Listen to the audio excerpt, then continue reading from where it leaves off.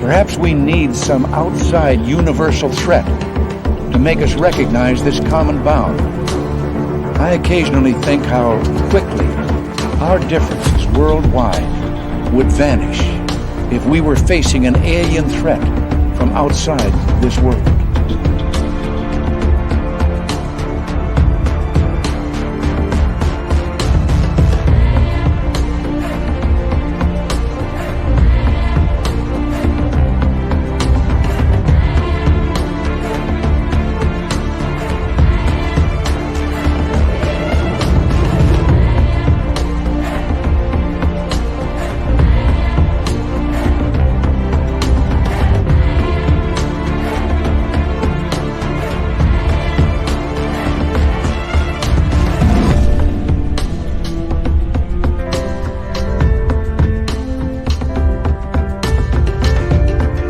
It's Hump Day, space travelers.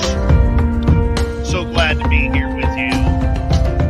My name is Dave Scott, sitting in SLR headquarters. Thank you so much for taking the time to join us. We really do appreciate earning your listening ears wherever you are on this beautiful planet we call Earth. Tom Matt is our guest tonight. I tell you, we're going to get into his personal story that goes literally from the penthouse right to the doghouse, and then right into extraterrestrials. It's an amazing, amazing feat for this gentleman. But first, let's do roll call, shall we? We got Nightmare at the gold medal position, taking Oba silver. We have Race Fan. John Swan with a nice bronze medal tonight. There's our man, Obi Flett, John Swan, Eris Mana, and Mark Longoria is here. He'll be signing autographs after the show. Line up to the left of the studio, to the left of the studio. There's Ye and lovely LaDonna, who will also be signing autographs after the show. Line up to the right of the studio. She only signs in gold Sharpie. Mr. Lurks-a-Lot, good to see you, my friend. How you doing? Awesome Ann Palmer, Ann B, Gorgeous Cosmic Fleur, Stunning Samantha, Mennonite Abe, Deborah Lucas in Australia, welcome to the show. The gorgeous Liliopatra, Luscious Jules, how are you? A Muse, how you doing? Welcome back. The lovely Nikki in Seattle. Love you, honey. And who else do we have here? There is our good friend, Downshift. Yeah, Downshift, come on down. Gorgeous Kathy Evans. The Lip Blade is back. Yeah, the Lip Blade is sitting at home tonight, eating us some strawberries and potato chips. You know how he goes. That's how he rolls. All right, moving on here. Let's see who else we got here. Well, let's see here. There's Bigfoot Michigan Rob, Mama Susan, Hacker Mike. Good to have you all here. Thank you for joining us. And Doug Shelby is here. The Doug Shelby has arrived. All right, let's move on here. Who else do we have? Lovely Laura. Nice to have you back. Bill H. Good to see you. And Millennium, nice to have you here. E. Niles, thanks for coming on in. Noble Patrick, always a pleasure to have you here. And who else is here? Well, there's Mr. Cowley. Welcome back to the show. Oh, Mr. Cowley loves his spaced out radio. The magical Manitoba Becky. There she is. We call her the weak queen around here. And hope the prayers are going good for you, honey. Mwah. Much love from all of us here, okay? You know what I'm talking about. Magnus for Magnuson. Dragon L. Drake C. Travis DeLuca. Good to have you all here. Nate Foot. 1 week, buddy. 1 week right now, Nate Foot. 1 week from right now, I am packed and I am ready. No, today's Thursday. Jesus, man. We're having a beer 1 week from right now in Vegas. Yes, we are. Michael Morris, EMF, you're unbelievable. Oh, there we go. And who else do we have here? George Hernandez, the gorgeous diesel girl. Yeah, Sally Elka, welcome to SOR chat.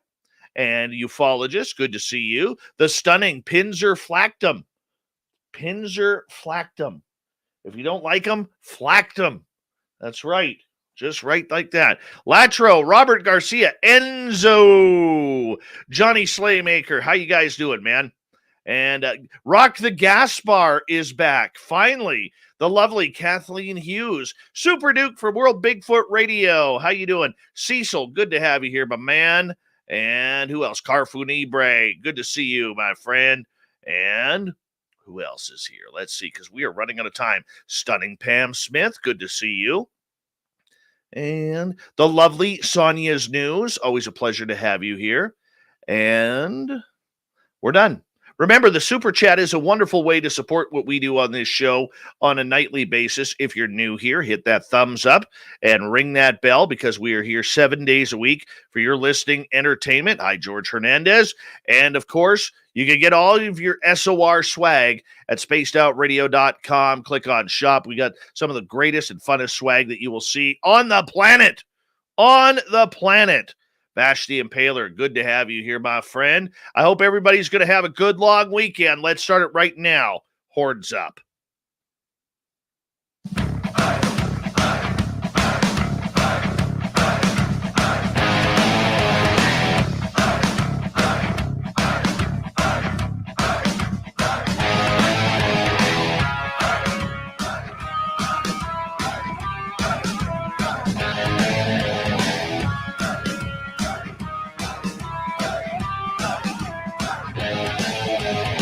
From the mountains of central British Columbia to you listening around the world, this, my friends, is Spaced Out Radio. I am your host, Dave Scott, sitting in the captain's chair of SOR headquarters. We welcome you to tonight's show on our terrestrial affiliates around North America, digitally on TalkStream Live, Odyssey Radio, and KPNL. All of our archives are free.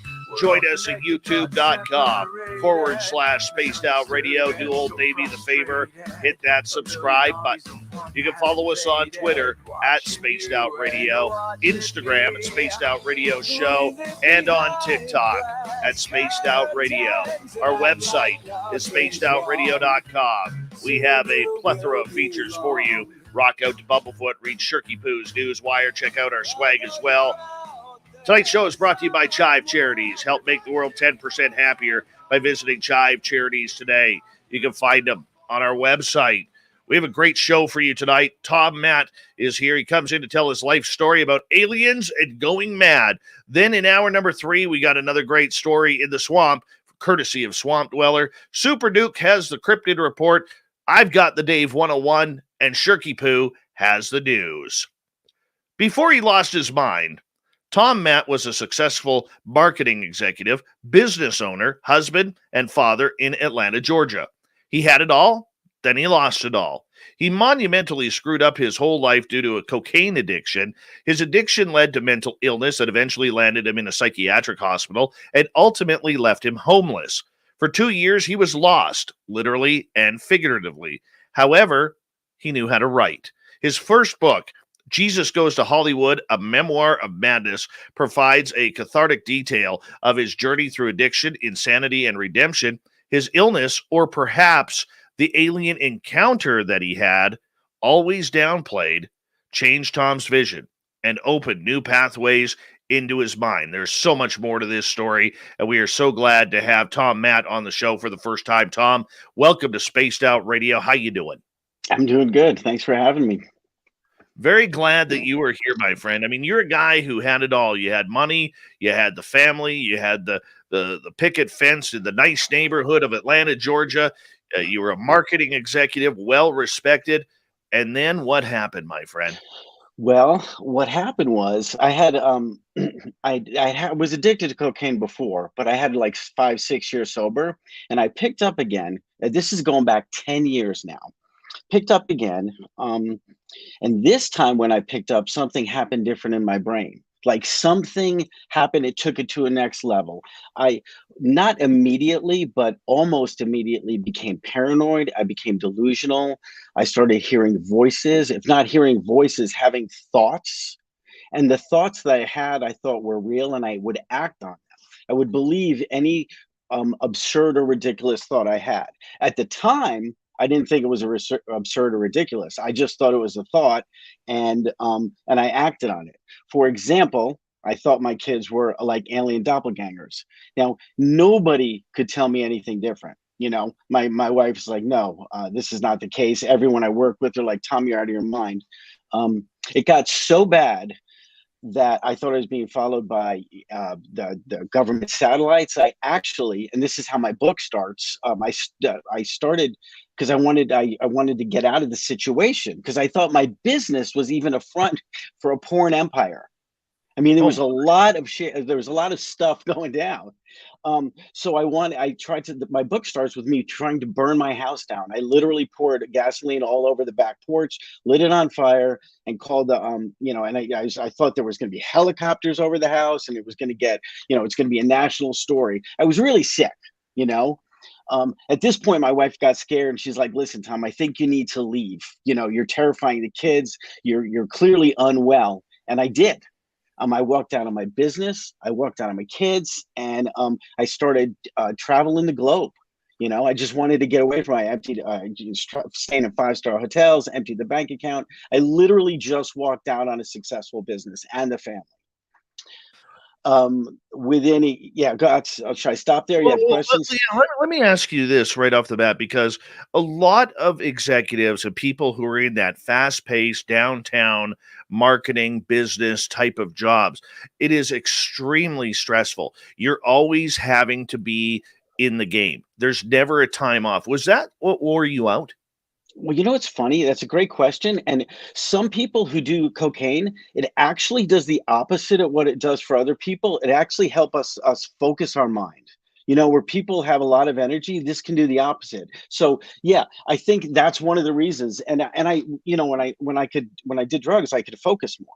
But actually, I started hyper focusing, and it got out of control. And then some other things happen. I mean, this is where my story goes. Other things open in my mind, other pathways open that didn't make any sense. I mean, and my brain was scrambled, literally, and my logic, everything I had was so absurd. Look, again, when you're in it, it's not absurd. I was homeless, and the guys, literally just like the guys you see that you either give $5 to or you ignore them and walk past. I was like that for 6 months, but for the grace of God, I had a friend in my story who's actually a priest. He called me once a year, right? And he called my wife. He's like, listen, I don't know where Tom is. And she's like, nobody knows where Tom is. He's somewhere in California. He got a hold of me, and and he's, listen, we're going to fly you to New Jersey. We're going to get you out of the, Santa Monica homeless place. And I went up there, and he got me counseling, and that's when it started to get better. And that was after traveling in the globe in 2012. This was December. It started in January. Actually, it was November, Thanksgiving. It started in January. November, I fly to New Jersey, and I get better. A lot of things happen in between that time. I mean, I went to a treatment center. It didn't take. I had to hit bottom, and hitting bottom was being homeless in LA. Wow. I mean, the honesty and the integrity that you were telling your story, are you proud of the way your life went looking back on it, because you needed that harsh lesson? The reason I tell the story is, listen, I want to connect people. I think I've always said, if I can get better, anybody can get better. I was as bad as, you can get. If I can get better, anybody can get better. But the real reason I wanted to tell the story is what happened afterwards. Because in my book is the first 2/3 are my addiction, my mental illness, and how my brain changed. The last 1/3 is my realizing that my brain had somehow become different. Something opened in my mind. I mean, I call it in the book a constant state of hallucination. It's not really that, though. I've learned that it's not hallucination. I'm actually seeing things that other people cannot see, or very few people cannot see. And over the last 9 years, I've emailed over 100 neuroscientists, academic researchers, asking to get into a lab so they can study my vision. And I finally had a doctor at the Smith Kettlewell Eye Institute about 3 years ago. She said, your story's fascinating. We've seen some things like this. Let's get you to San Francisco. It was going to happen, but COVID hit. So that kind of put the kibosh on that. And even since then, I've done more research on it. And I shifted gears a little bit, because I'm like, you know what?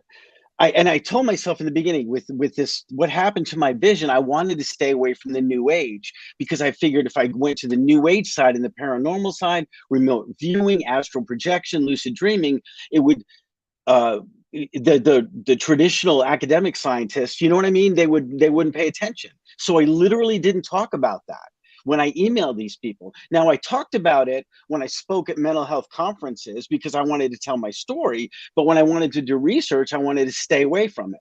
Well, come to find out, that's the place I probably should have been looking all along, because these guys are like, listen, this isn't as unusual as you might think.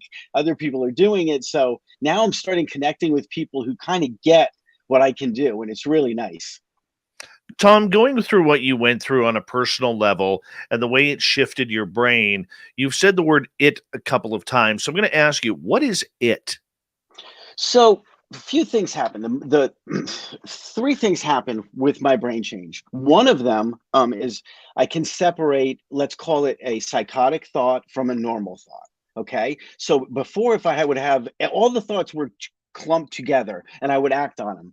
Now my brain can pick up that the thought that might be a little unusual coming from outside is a little different than an inside thought. Now there's something in the UFO community called Tyler Protocol. So when you're getting a message from the outside, it feels different from the message on the inside. I think this is the same thing.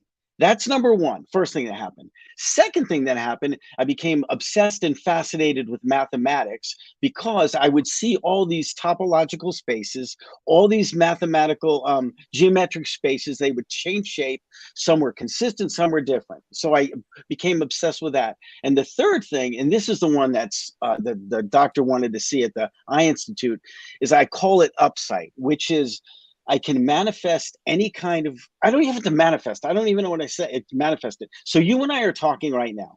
I'm going to shift my attention now. I'm going to look at the screen I have over here, and there's going to be something playing there in my field of vision. I'm actually seeing it, right? So my pupils are dilating. I'm focusing on it, right? My muscles are straining, but nobody else can see it. So it's not just coming from in my head. It's there in this luminous ether, or whatever we want to call it. And this is the to me the most fascinating thing about everything that's happened. There's always images there. Once I concentrate on it, I can change the image, right? I can have a dialogue with it. It's incredible. So that's kind of the lucid dreaming side of it, for lack of a better word. That's the most related. The next level, from my perspective, is the remote viewing, because that's farther away. And then the eventual farthest away, which I've done all of these, and I can do all of these, is the astral projection. That's fun. Yeah, it is fun. It is. It's fun, yeah. And it's wild. And I also think other people. So here is my hypothesis, and I'd love to get into a lab and prove this. So I'm telling you, I can see this, right? If somebody else has this same thing, right? If they have the same thing I do, and it literally is there, that means, if my hypothesis is right, somebody would be in the room, they would see the same thing I'm seeing. Very true. That's what I think too. So, so that's what I like I said, I want to study this. I can do it. I can do it on demand. I don't have to wait for it. I don't have to I don't have to be hypnotized. I don't have to take drugs, which I've been clean 9 years. So thank God for that. I don't have to take drugs. Thank you. So, yeah, I mean, and I think I can communicate. This is another hypothesis. I think if somebody is tripping on mushrooms, because when people are on mushrooms, they have group hallucinations. I think if I was in a room with them, we would all see the same thing. They can't repeat these tests because some guys, everyone has to be in the same state. If I'm the one that's sober and I'm seeing the same thing they are, we're all describing it, it gives it a little heft, because somebody that's not on drugs is actually saying they see it. Again, these are all ideas I've had, and I would love to test them out. Well, for you, when your brain started opening up to your own clairvoyance, I mean, were you a believer in psychic ability or intuition? I wasn't a believer or a skeptic. You know what I mean? I would hear stories and I'm like, that's interesting. After this happened to me, I've become a believer. If somebody's going to tell me a story about something they've been abducted or anything, I am all ears. I'm listening because it's why would they make it up? Now maybe somebody would, but I trust people want to explain what happened to them because I know things that happened to me. And it's funny.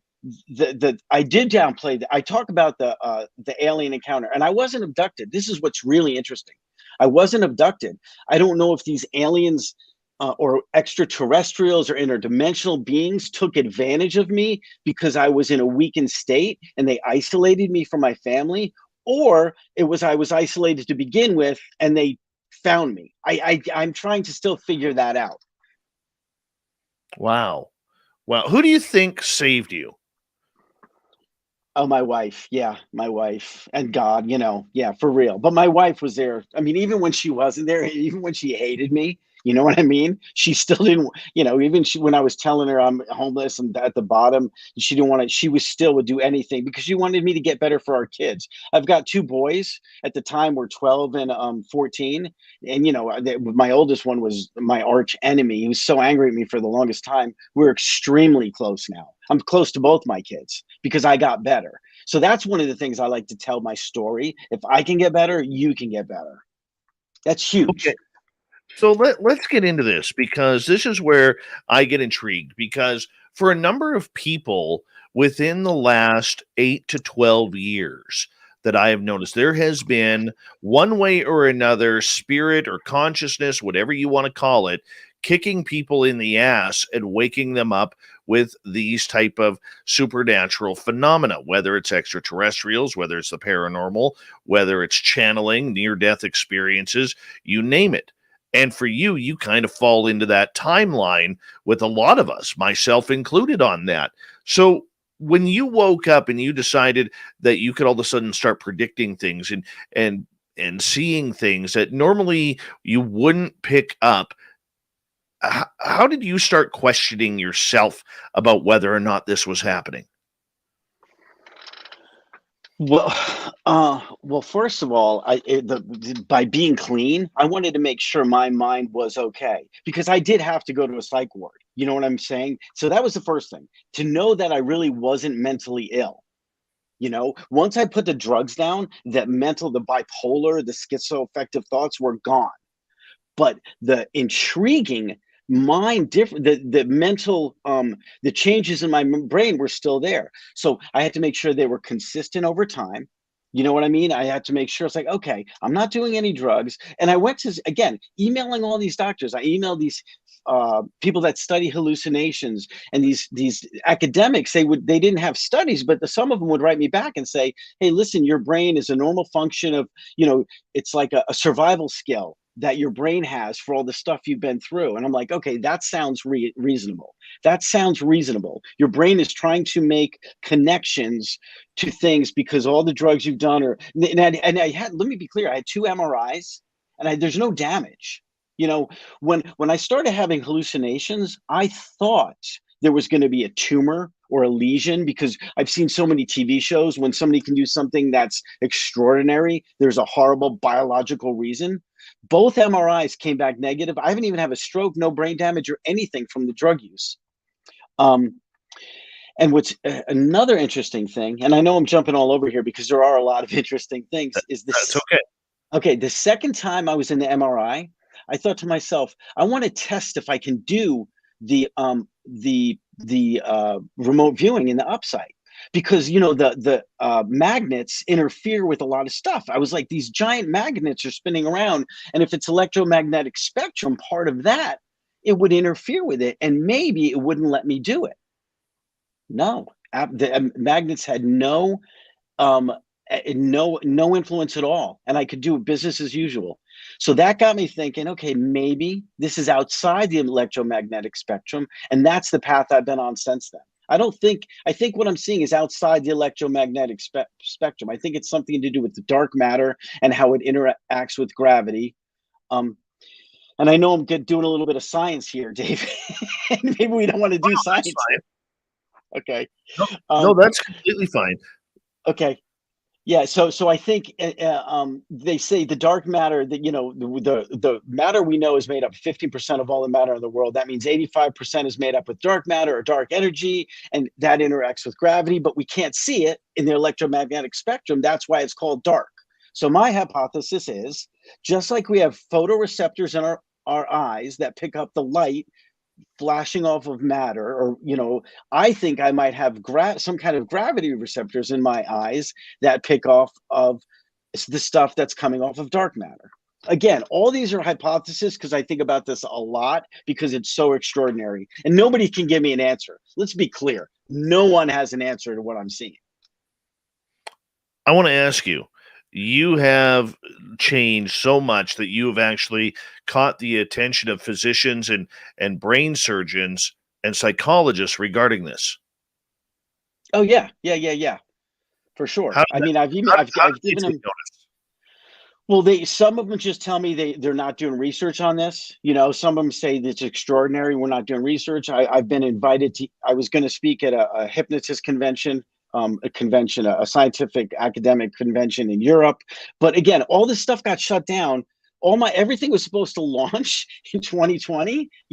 My book came out. I have a speaking tour at mental health, at all these mental health conferences. Kiboshed. All that was kiboshed. So, and as I've come out of it, I've shifted gears and I've gone into the UFO side because of, I heard our defense, Avril Hines, the director of defense, saying we're studying UFOs and UAPs. I'm like, you know what? Maybe that part of it I should look at and give it way more credibility than I did before, and that's what I've been doing since December, very short time. And I'm on UFO Twitter, meeting all the people on UFO Twitter. And I got to tell you, that's the place to be. You poor thing. Yeah. Oh my God. For sure. Oh, when people aren't fighting, there's nuggets of really kind of cool stuff in there. Oh, I totally agree with you. You just got to get through the nut bars in order to get through to the information. Yeah. People have agendas on there, and if you can look past the agendas, there are people like me looking for answers.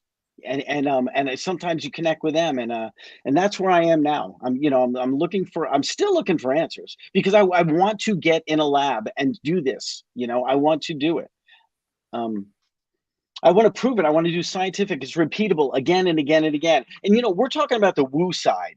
This is the woo train. I live the woo every day, and the woo is supposedly described by it's subjective and you can't measure it. That's nonsense. That is absolute nonsense.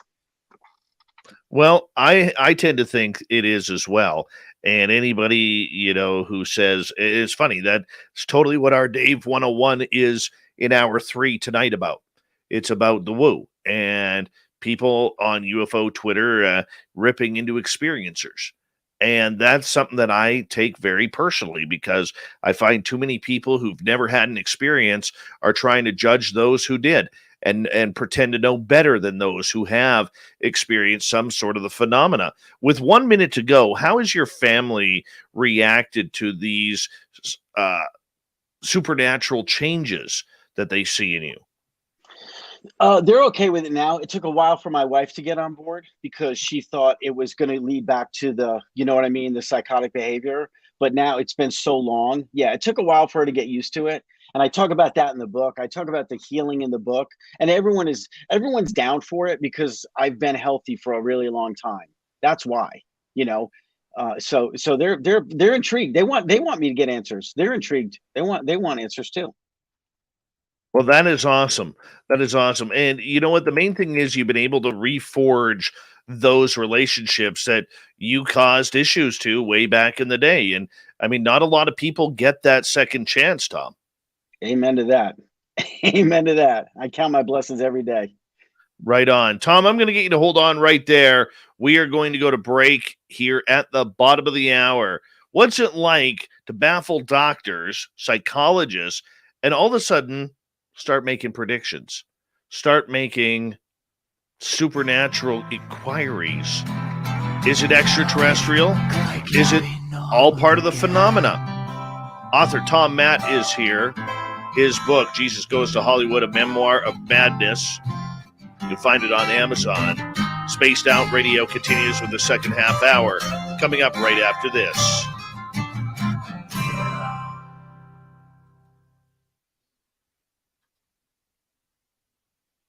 All right, we're clear. We're good for 5 minutes. All right. That was a good? fast half hour, man. Fast half hour. That's good. That's good. So far, so good. Yeah. Yeah. You know what? I like the idea about the predictions. I will talk about that when we get back on, because I want to give you a kind of like an analog of how I see it. You know, when we talk about predictions, because sometimes during Upsight, well, I'll talk about it. I'll wait till we get back on. For sure. For sure. You got a lot of loyal followers, don't you, and watchers? Oh, yeah. Yeah. We're about halfway there tonight. That's cool. Yeah, we're about halfway there, so it'll be good. Excellent. All right. Need 2 seconds here. And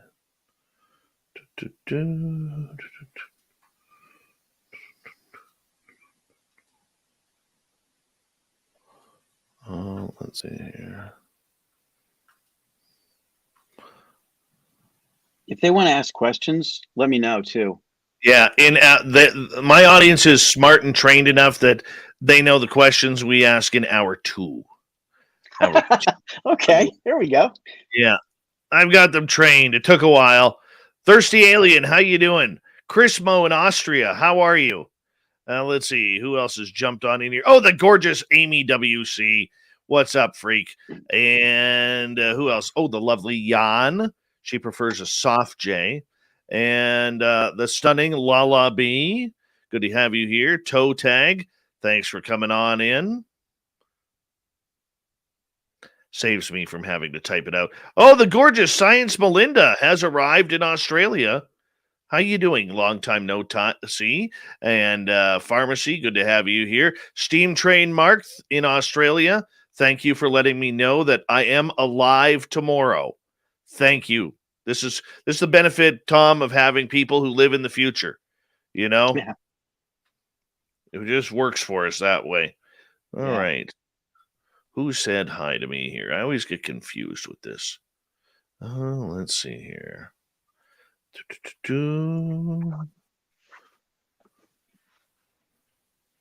Nope. Not that one. Let's try this one. Oh. Hi, Katie Graboski. You look good in your Cubs uniform tonight. Just saying.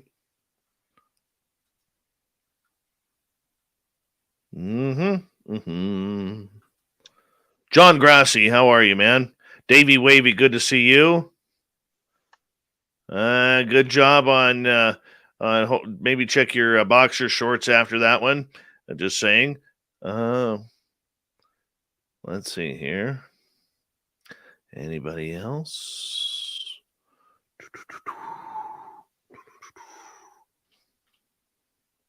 I think we're good. We got about 2 minutes. So how far are you above Oregon? Are you like right there on the coast? Let's see. I am, if you say you're in Portland, I'm about 12-hour drive from Portland. Just straight north? So there is literally between my house and Tijuana, there is 5 turns. 5 times you got to turn your signal on to get to my house. It's kind of cool, actually. Yeah, I'll say. Yeah. Oh, there's the lovely Katie Graboski joining us in our chat room. By the way, she's good people. Very good people. I don't say this about many people, but she may have nicer hair than me. She may. Just saying. Philip Baca, how you doing, man? Good to have you here. Bill WD40 in the Spreaker chat room, along with gorgeous Ronnie. Nice to see you. Pedman, I know you're hanging out somewhere. And reminder to all of you that the Super Chat is open. It's a wonderful way to support what we do on this show. on a nightly basis. 1 week from today, we will be off air for the weekend because we'll be in Las Vegas, except for Saturday when we do the live show there. That's going to be a lot of fun for the SOR party. We'll see some of you there. And do a little shopping at our store, spacedoutradio.com. Got some cool stuff on there now. Yes. Cool stuff on there. It's the way we roll. It's the way we roll. We got like 15 seconds. 15 seconds. And 10 seconds. Katie, do me a favor. Check your Facebook Messenger. Here we go.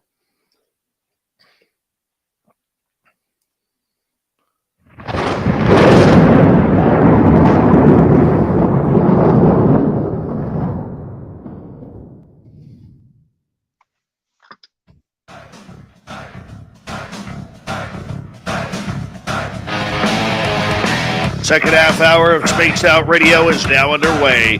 Good to have you with us.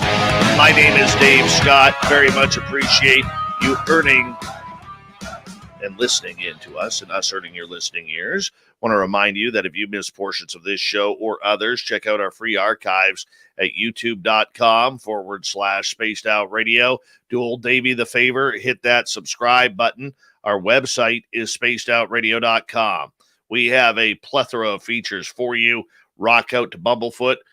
Read Shirky-poo's Newswire. Check out our swag as well. Follow us on Twitter at Spaced Out Radio, Instagram, Spaced Out Radio Show, and on TikTok at Spaced Out Radio. We continue on tonight with author Tom Matt. He's got a book out. You can get it on Amazon right now called Jesus Goes to Hollywood, a memoir of madness, from the business world being at the top to going homeless to coming right back with intuition. It's a fascinating story. Tom, welcome back. Thank you. All right. Your intuition starts to kick in. And like all of us who go through that, you're questioning, is it your sanity or is it your own mind playing tricks on you? Or are you actually starting to get these visions, these premonitions, and everything in your head, and you're just taking it and noticing the accuracy on it? What happened? So what happened is things settled down. Okay, things settled down. So what I would have had a thought when I was psychotic, now I have a thought and I can process it and it can be helpful. You know, what used to be a psychotic and delusional now is more like creative. You know, so I did, and intuition is a great word. So with the way my thinking and ideas, the intuition, some of them I ease into, and it's like, okay, I'm going to do this because I know it's the right thing to do.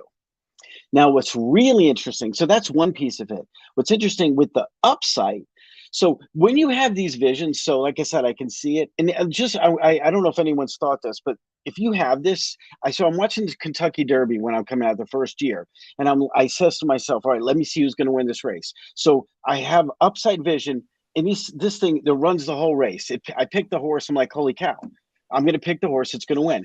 So whatever I saw, the race that was run in this weird ethereal place was not the winner. So this doesn't tell the truth all the time. That's what's really interesting. It doesn't tell the truth. Okay, that's first. And I had to learn that right away. Secondly, sometimes I'll see something very bizarre, like this just happened the other day, a squeaky wheel on a cart when you go grocery shopping, those annoying things, right? Drives me And nuts. I see it hitting a foot. And I'm like, that's just a weird thing to see. The next day, a woman hits my foot with her cart. And I'm like, okay, so that now you're like, okay, that's just, I'm like, why do I need to see that, first of all? You know, that's not what I want to have a premonition on. That's just weird, right? So that's really interesting. And I think what happens is this. Again, all these are just thoughts. I think, have you ever noticed if you're driving down or walking through a park and you've got a big high rise in a major city and a big, let's say a 50-foot office tower or a hotel is overlooking a very cool pond. right? So you see the reflection of the tower in the water, and you're walking towards this physical tower, but you see the reflection in the water, and you're walking past the reflection. As you're getting closer, the reflection is still there. You're still not at the tower, but you're walking towards it. I think kind of this is what the events are happening, and I'm seeing some kind of reflection coming off of something. That's the best thing I can use to describe how I think about it, but I hope that helps, I hope that makes sense. I think it does, because I mean you have to be able to define what your brain is going through and whether or not, see, that's part of the issue that I have had over time is I don't trust myself. I don't trust that it's a message. I keep thinking that it is imagination that I am fighting on a daily basis. How did you stop the fight for yourself and just let the message come through? I'll tell you, the more I trusted it and let it be, the better I got at it. So you letting it go, by letting it go, I got better at it. Yeah, that's good. And trusting myself again, because in the beginning I had this weird thing and I didn't trust it, or everything I believed. It's not like everything I stopped believing, but I became more critical and more thoughtful. I'm like, wait a minute, way, way more thoughtful. I would pause, it's almost like I went from high gear to extremely low gear. And the things, these images, these thoughts, these still came in, but I didn't have to act on them. And don't get me wrong, I would have negative and bizarre and lot, these untrue thoughts still come in. They still come in, but I'm like, oh, that's just nonsense. That's crap, Yeah. I understand that. My Yeah. problem is, like I will have these situations, maybe you do too, and maybe a lot of our listeners, where I don't want to call it a premonition, but I'll have a thought on something. Okay. And I will concentrate and it feels like it's going to happen. Then I blank out on it for like 3 weeks, and then it happens. And then all of a sudden I'm like, why didn't I say something? I knew that was going to happen. This would have been a good experiment for myself that I've absolutely now ruined again, and now I got to wait for the next one.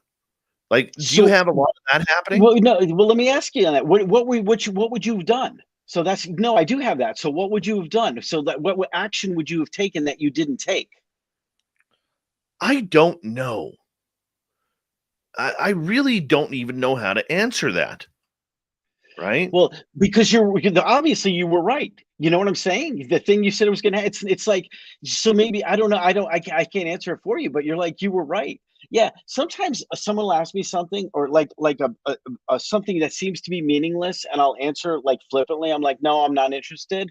And then I'll go do something else. And I'm not kidding you. Then all of a sudden it's like, no, Tom, you need to change your mind on that. Now that I have no idea where that's coming from, but I'll go back and say, you know what, I've changed my mind. Let's do it. Or I'll say, let's go. Now that, to me, I don't know. I just know I'm supposed to do the thing that at first I said I wasn't interested in. And those have proven, they don't happen all the time, but when I do notice them and I do it, they always prove to either not necessarily be rewarding. They're not like they're all super wins, but they're all meaningful without a doubt. Well, the one thing that I had to learn the hard way, and I call it the soul voice, that little voice in your head that tells you to do things or not do things, and you should be following that soul voice, and we never seem to. It kicked my ass one day where I almost died because I didn't listen. And I was actually, I went ATVing with a couple of buddies who I'd ridden with before. They weren't best friends, but my best friend, who I normally went riding with, who I trust with my life, we'd been best friends for 25 years at that point. He couldn't make it. So these other two guys who I'd ridden with before were like, let's go. And the entire ride up to the mountain, the 90-minute ride, that little soul voice kept saying to me, turn around. Today's not a good day to ride. Turn around. And I hadn't ridden all winter, and I was excited to get back into the mountains. So I get to the spot, we unpark, I'm the lead bike, and we're taking this mountain trail. We come to this washout, and it's only about 8-10 feet across, nothing that we can't get through. And that little voice while we were riding says, get out.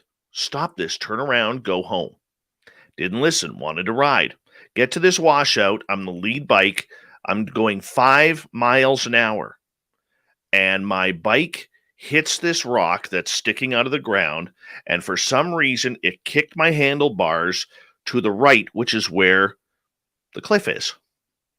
And I hit my gas. And I went down the embankment or down the washout, up the other side of the washout. My ATV came over top of me, and I'm sitting in this crevice, and the ATV is over top, and it rolled down the hill 250 feet, destroying my ATV. Wow. Yeah, those are inexplicable. I mean, and thank God you're okay, but you knew some party, your soul voice. That's a good way to put it. Unbelievable. Unbelievable. I knew that I had to listen. Now, when I hear that voice, I don't hear it as much anymore, but when I do hear that voice, I know I better listen. Yeah. Because I don't want to do something stupid like run into a dog man and chase it down in the forest, and then it rips me to shreds, right? That's why I stay out of the ocean. That little voice tells me, don't go in the ocean, Dave. You're food. Yeah. Yeah, you're not wrong. You're not wrong. Not at all. Not at all. So the point that I'm getting at with that story, Tom, is we all have this intuition inside of us that the majority of even the people listening to this show, never mind this planet, are not paying attention to. You've learned to pay attention to it. I had to learn the hard way to pay attention to it. So have others. But have you ever been steered wrong by that little soul voice? Never. Not even a little bit. No. When you hear it's always right. I've been steered wrong because I haven't listened to it. So that's the key. Now I say that now. I say that I'm sitting here as I'm answering. I'm thinking the last 9 years. Before that, I don't know what was going on. I thought I was listening to it. But I was everything was my thinking was just so scrambled, and it was scrambled from the drugs too. I mean, let's be honest. You know what I mean? I was just out of it. So without that, it's my brain is more trusting. My soul is more trusting, and I am. Now, here's something that's something that I learned when I was going through this. Remember, this is a 2-year process. I thought I was being followed by satellites, by the government. I was paranoid, right? And in that means I always thought I was being watched. So that means if I would go into a room, I'd think the fans had cameras in them, or a bookcase had a camera in it. And I started to think I was always being watched. Now, what's very strange is that I've taken that moving forward, not in a negative way. I'm like, I say, well, what if I was always being watched? How would I change my behavior? And it's almost like a spiritual watching, like, you know what I mean? Like by God, it's like, what if God is watching everything I do? And I don't want this to be any kind of religious lesson at all, but I'm going to do the right thing. So now I'm like, all right, you know what? If I'm being watched all the time, maybe I'm supposed to get something from that. Maybe I'll take that paranoid thing that was negative and turn it positive, and I can live my life that way. Obviously, if I was being watched, really by the government, it would be kind of creepy. But if you're just being watched by somebody that wants to protect you, it's kind of okay. For at least that's how I've taken it and changed it. So I've kind of put a positive spin on it. Tom Matt is our guest tonight on Spaced Out Radio. Tom, with the premonitions that you were having, and this is probably the last question I'm going to ask you about the premonitions, what startled you that came true?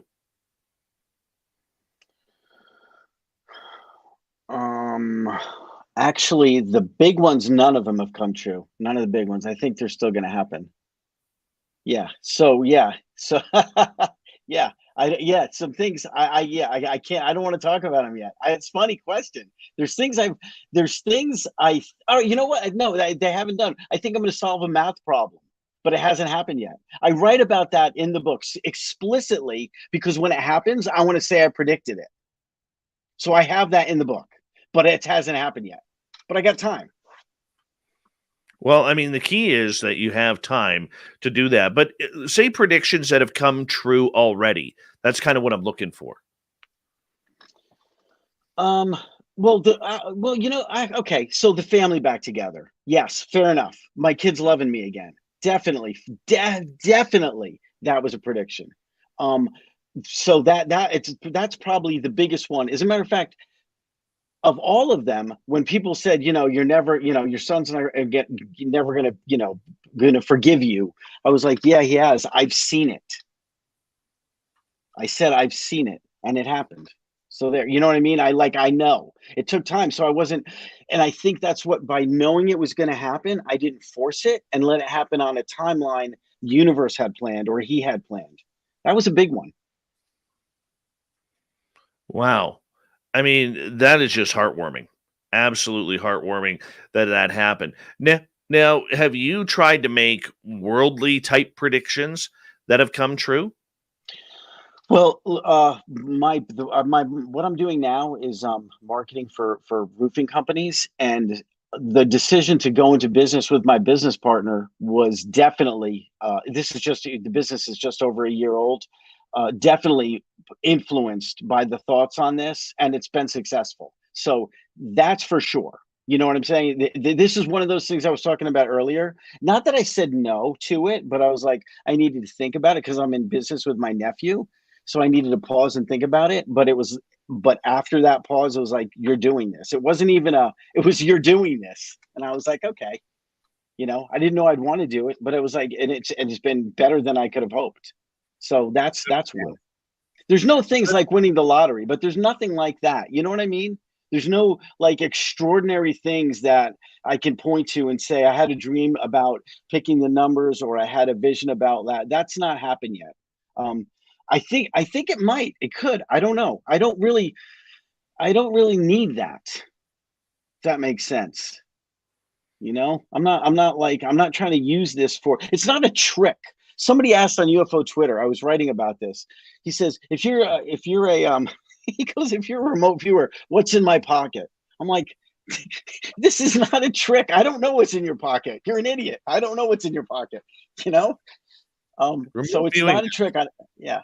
I don't want to get on stage and do this as a show. I want it to be studied because there's something there we can learn about the human mind. And I think other people can do it. And I think we can maybe even communicate this way. I absolutely believe that's true. Oh, you're into telepathy too, eh? Absolutely. Hmm. I love telepathy. There's a couple subjects that I would really love to get into: time travel and telepathy. And I just think that those are so possible that you can communicate. If you're on the same wavelength as someone else, I think deep down you can connect on a telepathic level.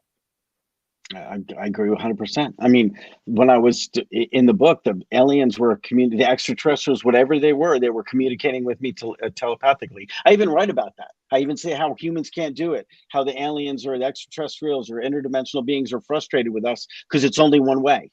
They can only make us do things, but we can't communicate back. It's like we're idiots, you know. They can't get us to respond. Very true. Yeah. Very true. We got about 6 minutes to go here. When did the aliens arrive? You mean in the book? No, in your life.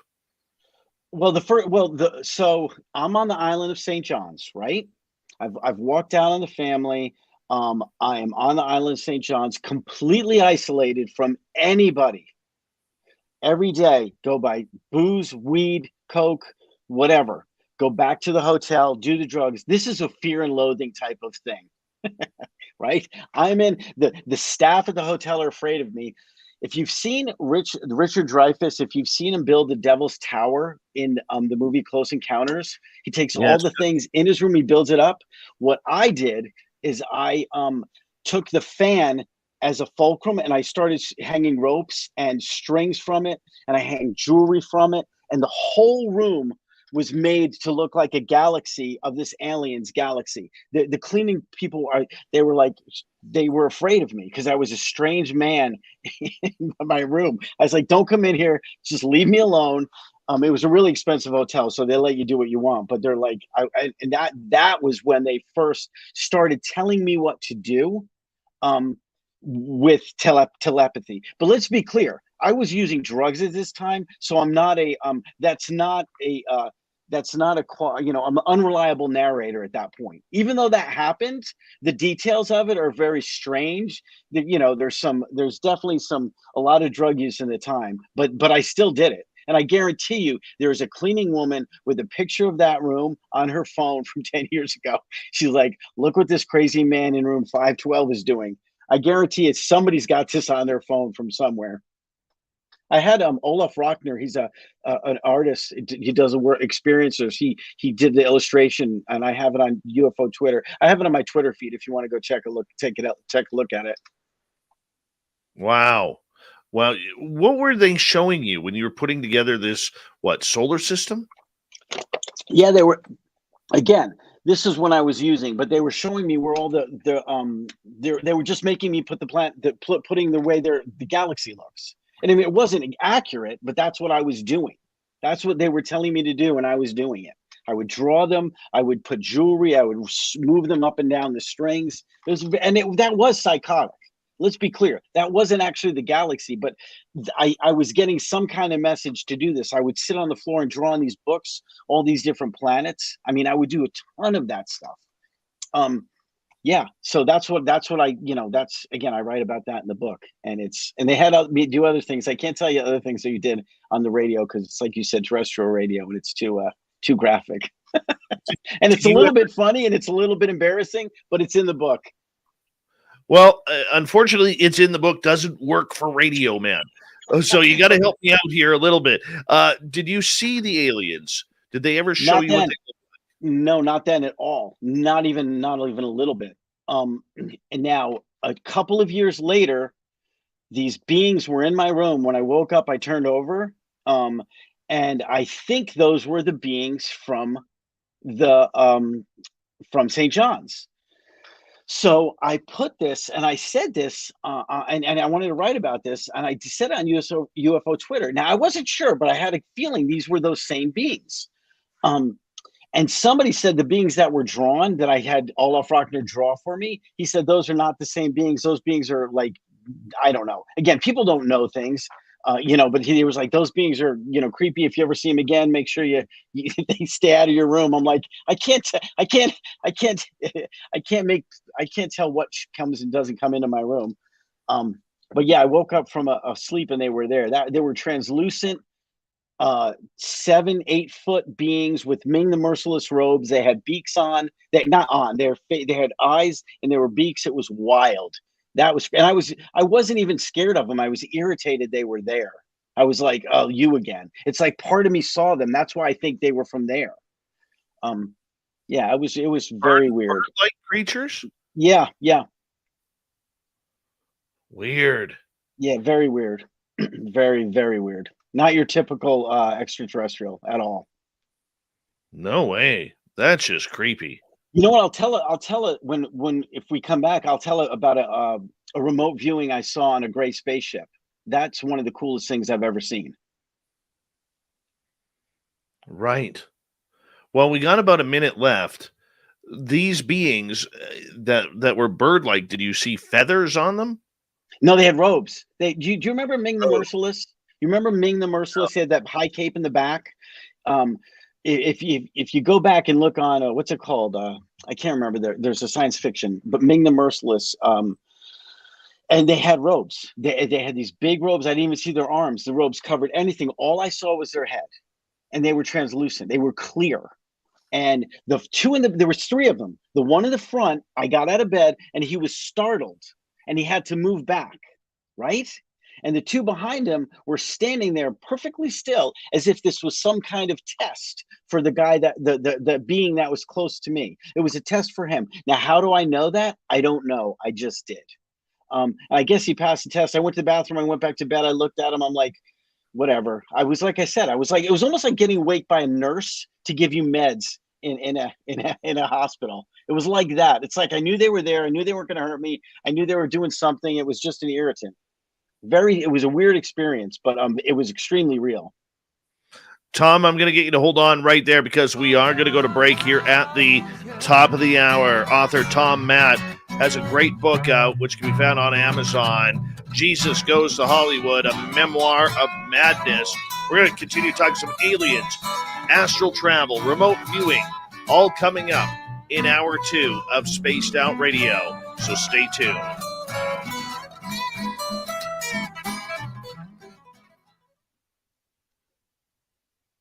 All right, we're clear. I'm just going to take a bathroom break here.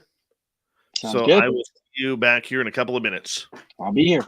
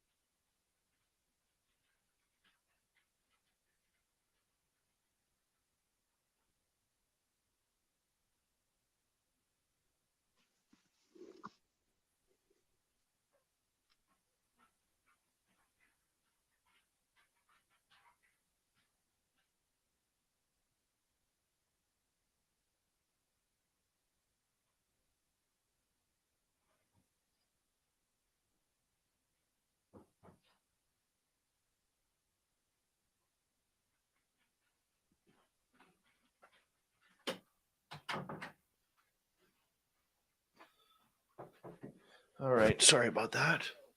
No worries. And, let me see where we are here. See who else has come on in.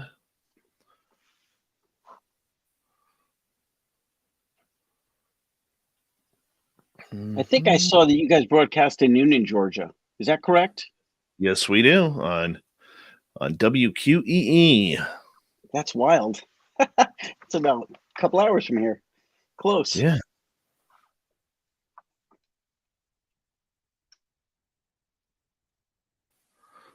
Super Duke, I have just about to send you the link for later on. There you go. And we got about 90 seconds. Michael Fontaine, Damian K., welcome to the show. And the gorgeous Marilena, how are you? Big J, good to see you. And Black Dragon, our favorite Marine around here, how are you, my friend? Zeta Pop, looking lovely tonight.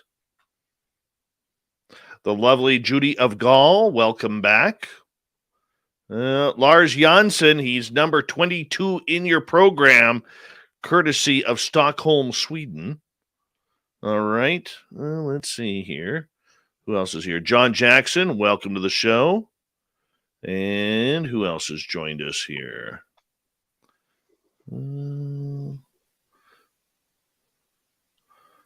Let's see. Oh, my goodness, I got way behind. The gorgeous Diesel Girl, Sensational Shelley, TMI, how are you guys? Easy Does It, welcome. Jesse Peak, good to see you. And I want to say a big thank you to Liliopatra and Doug Shelby for the super chats tonight. It's a great way to support what we do on this show. Thank you, AZ Man, for coming on in. And we are caught up here. And gorgeous Gloria, good to have you back. Don't forget, you can do all your shopping at spacedoutradio.com/shop. We got a really cool store with some really cool swag. And here we go with hour 2.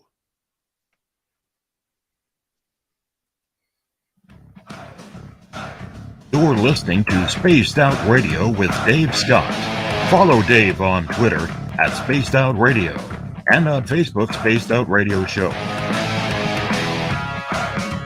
Hour number 2 of Spaced Out Radio is now underway. My name is Dave Scott. Thank you so much for taking the time to join us, as we really do appreciate earning your listening ears wherever you are on this beautiful planet we call Earth. We want to say hello to everyone listening in on our terrestrial affiliates around North America and digitally on TalkStream Live, Odyssey Radio, and KPNL. All of our archives are free. Join us at youtube.com/Spaced Out Radio. Do old Davey the favor, hit that subscribe button. The Desert Clam has set the password for tonight in the SOR Space Travelers Club, Hackle. Hackle is your password. Use it wisely, space travelers, as the Clam sets the password each and every night right here on Spaced Out Radio. Our website is spacedoutradio.com. We have a plethora of features for you. Rock out to Bumblefoot, read Shirky-poo's Newswire, check out our swag as well. Follow us on Twitter at Spaced Out Radio, Instagram at Spaced Out Radio Show, and on TikTok at Spaced Out Radio. We continue on tonight with author Tom Matt. He's got a great book out about his life story, and you would love it. Jesus Goes to Hollywood, a memoir of madness. We're talking aliens right now because he did have some extraterrestrial experiences that are very unexplainable. And we're going to get into that before we get to your questions here tonight. Tom, welcome back. Thank you. Thank you. Yeah, I was talking about the view of the ship. Let me explain something too. I think this is important. So I call this thing I do Upsight, right? I call these kind of my vision Upsight. And the place I go, and this is in the book I call it schizopedia, because this information was coming from somewhere. These images. So I use the word schizophrenia and Wikipedia because it had information and it was coming from somewhere. Since then, and I was written a book years ago, I call it the organic metaverse. I think that's a much better description of it because that's exactly what it is. So when I am actively using Upsight to cruise the organic metaverse, there's no telling what I'm going to see. And one of the coolest things I saw, like this is going back 8 years. So I'm sitting there, I'm staring off into space. I'm watching all these images come by, and I see all these grays. And by the way, these things, they're not solid. These things I'm seeing are like holograms. They're just like holograms. So I see all these gray aliens in a circle around on a spaceship, standing in a circle around the square table. It was glass. There was nothing on it, but they were all looking down, and I was remote viewing them, and they were remote viewing like some people walking through a town. It was the wildest thing. I was watching them remote view somebody else, and as I'm watching them, one or two of the aliens looked at me and they saw me watching them, and it was creepy, man. It was like, whoa, like I barged in on something and they weren't used to seeing people, humans or anybody barging them. They're the ones that do the watching. They were surprised somebody was watching them. That thing struck me. That was like, and I was like, wait, we can. And then I started thinking we can learn from watching them. I don't know if we can do what they do, but they're doing things here. Obviously, if that was a truth, again, I remember I told you everything you see there is not necessarily true. But if that was that was without a doubt not one of the wildest, the first wild things I saw in what I call the organic metaverse. And there's so many things you can see there, and it's the best way. Everyone knows what the metaverse is now, so that's why I use that term, because that's what it is. Anything, and I don't have to. They have a C5 protocol where you want to try to contact aliens, right? If you want to commune with them. I've been doing this before I even learned about a C5, and I never had to try to contact anyone. Anytime I'm searching the organic metaverse using Upsight, beings show up. It just happens. It's wild. I can totally see where that would be completely wild and blow your mind kind of stuff here on on your own life here. I mean, the telepathy is what I'm interested right now, because at first you started getting telepathic messages from extraterrestrials. How did you know it was ET? Well, I didn't. That's why I went mad. That's one of the reasons I went crazy, because I thought all these thoughts were my thoughts, and I would have these thoughts, I would believe them, and I didn't know what to do. I didn't really put together, or I didn't until I got out of stopped using it. I'm like, okay, maybe these thoughts are not coming from my mind. Maybe they're coming from outside, coming in, or let's say I called it a creative thought. So if there's people out there that are skeptical and say, well, how do you know the difference between a thought that's coming inside and outside? That's a great question. And all I can say is it's as subtle as anything in the universe can be. We know it's almost like when you put your finger on your skin, you can feel that you're touching yourself. But if you don't touch yourself and somebody touched you, it's happening. It's that sensitive.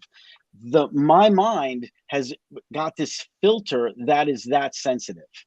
And I think a lot of ours do, but I don't think we pay attention to it. And I think it can be taught. I think you can get better at it. Especially if you have to work on it. I think that's, so you have like an external thought that might come in, and then you have your own thought, I mean, our ears pick up external sounds, our throat, makes sounds that go outside. If somebody had my voice on a recorder, right? I would, and I wasn't making the sound, I would know it was my voice, but I would also know that it was coming externally. Right. I can understand that. I've had that happen, and I'm sure many of our listeners have had before. Prior to you seeing the beings, how often were the aliens coming around? Wait, you just talking about the one time in my room when Yes. I started? They never. That was very unusual. So they're never there in the room. I see them when I do remote viewing. Let's be clear on that. It's not like I'm an abductee. I don't have to worry about things coming in. I don't have hitchhikers, is what they call them. Or if I don't get me wrong, I've seen them, but they don't bother with me. Sometimes I'll wake up and I'll see something like that, but it's not common. It's not common. In the organic, when I'm remote viewing, absolutely common. Very cool. Very, very cool on that. Okay, so this led you to start remote viewing, correct? Right. Okay, so for people who are unfamiliar with remote viewing, what did you know about remote viewing previous to this happening? Okay, so the things and even now, remote viewing is when you try to, you again, let me start by saying I am not even a little bit of an expert on remote viewing. So somebody who's an expert may say that what I'm saying is incorrect, and they're probably right. They do it the way that people have been trained to do it. I do it the way that I fumbled through it as I was learning to do it by myself. Is that fair? You got that? I want to put that disclaimer out there. It's important because there are experts on remote viewing. So for me, I will look at a picture of something. Let's say it's a picture of an Eiffel Tower. Okay, then I can see that, literally see it on my site. I'll picture it, and I'll picture the people walking around it at the time.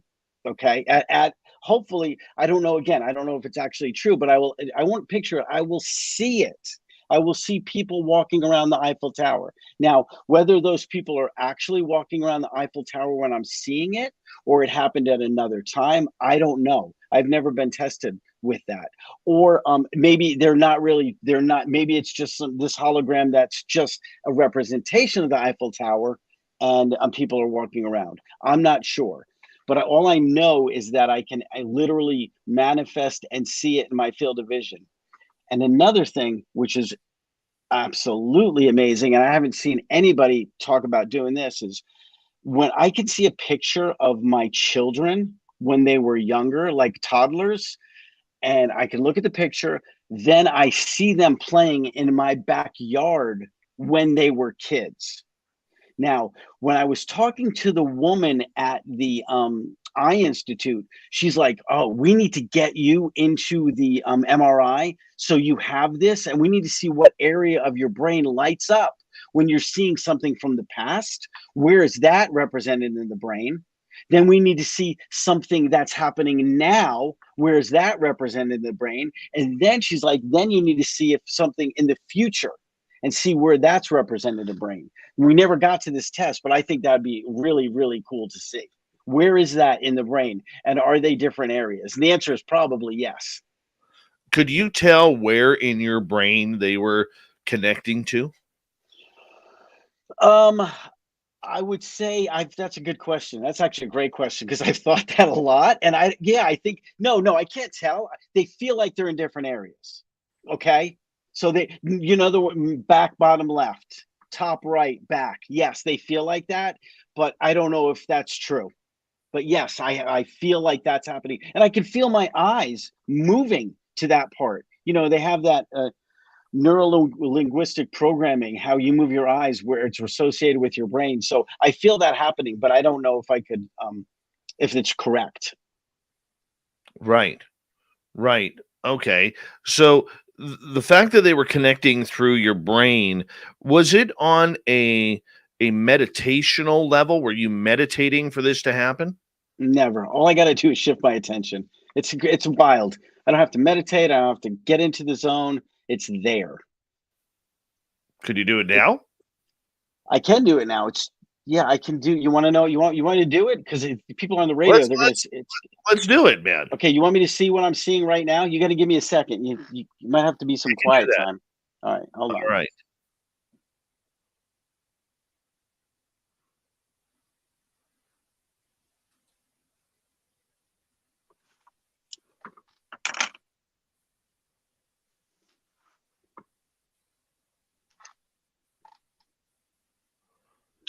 So it's just some guy eating a hamburger. See, at a diner. One of those diners, like the old kind at the pharmacy. The kind they have when you go up to and order a milkshake and a hamburger. That's what I'm seeing. Now he's taking a drink of his shake. It makes no sense. Why are we seeing that? Why am I seeing that when we're talking about this? That's it. Maybe one of your listeners is actually doing that right now. I have no idea. But if that's the case, that'd be cool. But that's what's happening. Somebody's at a diner, literally maybe a Waffle House or something like that. I don't know, eating a hamburger. Really? Yeah. Very cool. Yeah. Very cool. Very cool. And I mean, a lot of people, myself included, would say, geez, Tom, that's pretty vague considering there's probably, a million people right now sitting at a diner at 10:19 p.m. Pacific time, looking at. Of course, you're right. You're correct. I'm not saying. I don't know why it's there. Yeah, I don't know. You asked what I saw, and that's it. It doesn't represent anything to me. Very true. Very true. Okay, I can see that, and I can accept that. I think though, I mean, people need to understand too. You're not going to all of a sudden call out the lottery numbers. That's not really how it works. No, again, something has happened to my vision, either evolution, mutation. If aliens did mess with it, something has happened where my vision, I can see more than other people, and I'm actually seeing it. The question is how, when, what am I seeing? Can other people see it? I'm convinced someone else could see the same thing I'm seeing. And we could have like you call it telepathic. We could both be seeing it, and we could both be influencing it the same way. Just like we're having a conversation with words, we could have a Upsight conversation with pictures. I'm convinced of that. I don't know when I'll test it, but I can't be the only one that can do this. There's got to be other people. I'm convinced of that too. I just want to find them. Where are you looking? Well, I've emailed anybody that study hallucinations. There's people who are going. There's a what do you call it? A Charles Bonnet syndrome, right? If you're going blind, they start hallucinating and seeing things. I think what is happening is the brain is actually saying, even though one part of our eye is going blind, the brain is saying we can do other things and we can see. And it's like screaming that don't ignore us. But right now, when someone's going blind and they start hallucinating, and that's what they call it, they just give them meds because the people, they're usually older with macular degeneration. They freak out, and they're scared that they're losing their minds. So they try to just make the hallucinations go away. I think what it's doing is the brain is saying, listen, I can communicate another way with the eyes. So that's one place I've looked. And I'm on the message boards on all those. But again, that's just an idea, I think the place to look is on UFO Twitter and the people that are doing research there. I just haven't found them yet, or we haven't connected. Yeah, good luck on UFO Twitter, my friend. Again. Electromagnetic frequency, otherwise known as EMF around here, is wondering what effect has the work of Terence and Dennis McKenna had on you? Yeah, absolutely. So Terence McKenna, he's the guy that studied the hallucinations with mushrooms, and he's saying that's how we evolved, language and things like that. I think that's absolutely the case. I think we're in the next evolution. I think something else is happening. So it hasn't had any effect, except that I've learned that he's way ahead of what I know on this. And when I read his stuff, I'm like, oh, wow, that's happening to me. I wrote a blog, a post on Medium. It's a long read, about 25-minute read, and I talk about him in that post. And I talk about how Upsight interacts with regular matter. When I see it interacting with DNA in a very unusual way. I see it interacting with rainbows. So rainbows are the electromagnetic spectrum. Literally, what I see is different than what other people see, or how it sees it interacting with it. So yeah, you might want to read the blog. It's called "The Dark Matter Revolution is Coming, and it makes artificial intelligence look like a middle school project," something like that. I posted it in October, if you want to look on Medium. All right, we could do that. Let's get into remote viewing here, because this is a topic that intrigues me. We got about 5 minutes to go here before we got to go to break at the bottom of the hour here. And for remote viewing, what are you looking into? You mean, where am I looking? What am I try to see. So my remote viewing, okay, all right. You know what? I'll tell you, the most recent one I've done is looked at Area 51. Okay, right? Why wouldn't I not look there? So looking at Area 51, every time I try to look in there, I get pictures of guard dogs and these guys walking around with guard dogs. Now, I don't believe that's correct. I don't believe, I can't, maybe I'm wrong. Maybe I'm naive to think that, but it's almost like a World War II, with the Nazis with the guard dogs are out there and they always growl when they hear something. Every time I try to do that, I always end up with a guard dog and I'll just I'll just stop. I don't want to get past it. I think it's telling me you should stop here because you don't want to know what you're going to see there.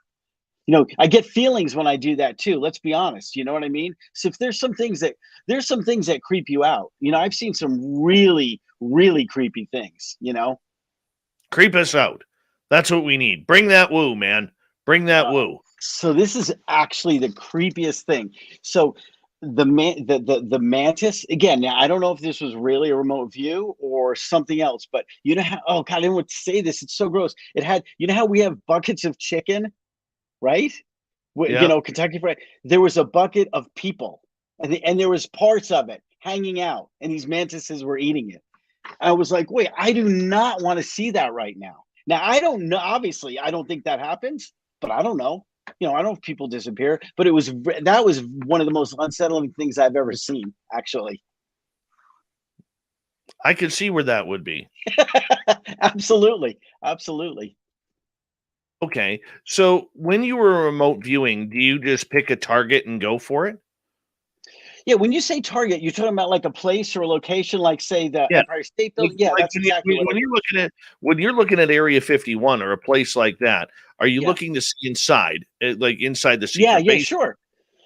Yeah. Okay. And I think, sure, exactly. What's in there? Is there a spaceship? Are there alien beings? You know what I mean? Frozen or whatever. Is there something living in there that's in prison? Yeah. And I have not seen anything that would show that. That's not that it's not there. It's just I haven't seen it. So, all right. Somebody just asked, does he have any recurring visions? So, the recurring things I see aren't things that are going to happen. It's structures. It's the things that always come back is the way that the DNA interacts with the dark matter. That's intriguing to me. So it's recurring. It's a vision. It's some kind of process around the structure of things. It's more science-based than like this event that's going to happen. That said, I did see a bridge collapse about 8 weeks ago, and I wrote about it on UFO Twitter. I was like, hey, there's a bridge going to collapse tomorrow somewhere, and it happened. So you can find that in my Twitter stream. And I don't see that. I don't have, that's not what I do. I don't know how, I haven't done it. It's not normal for that to happen, but I knew something weird was going to happen, and it did. Well, I mean, that's just amazing. The recurring visions that Mennonite Abe is asking about, do you get a lot about the Earth's future? Because a lot of people tend to try and predict what is coming for us. Do you get any of those visions? When COVID started, there was a vision of a sadness. That's the best way I can put it. So that's really, you know what I mean? There was a vision of like people crying. But and I knew COVID was coming, but that's not really what they're looking for, but that's the best I can tell you. Okay, so you're not somebody who's going to be like, in 18 months there's going to be a giant earthquake on California where the whole half of the state is going to sink into the Pacific Ocean and the sharks and megalodon are going to come closer. No, here's the thing though. I can't do that, but I bet you if a bunch of us got together, we would be stronger and we could sense something like that. I know that to be true. I don't know how I know it's true, but I do. I think it's like a chorus when you're together, because that's what I saw on the Greys. They were all together and their skills were stronger. They were like a chorus and everyone knew the note to hit. I think we can do the same thing, but we're not as good at it as they are. What do you think of that answer? Yeah, that's for real. I do. All right. Well, I think that is a great place to leave it off. And when we come back on Spaced Out Radio, we are going to get into astral travel with you. This is something that intrigues me because I have astral traveled before. I don't do it often, but when you go out there and you go flying, You can go anywhere you want, see anything that you want. And we're going to find out how our guest tonight, Tom Matt, does it. He's got a great book out on Amazon, Jesus Goes to Hollywood, a memoir of madness. We're going to have a great time with Tom tonight. We got him for another half an hour before we head to the swamp. Super Duke, Shirky-poo's news, and the Dave 101 in hour 3. Spaced Out Radio continues with Astral Travel Talk and Tom Matt right after this.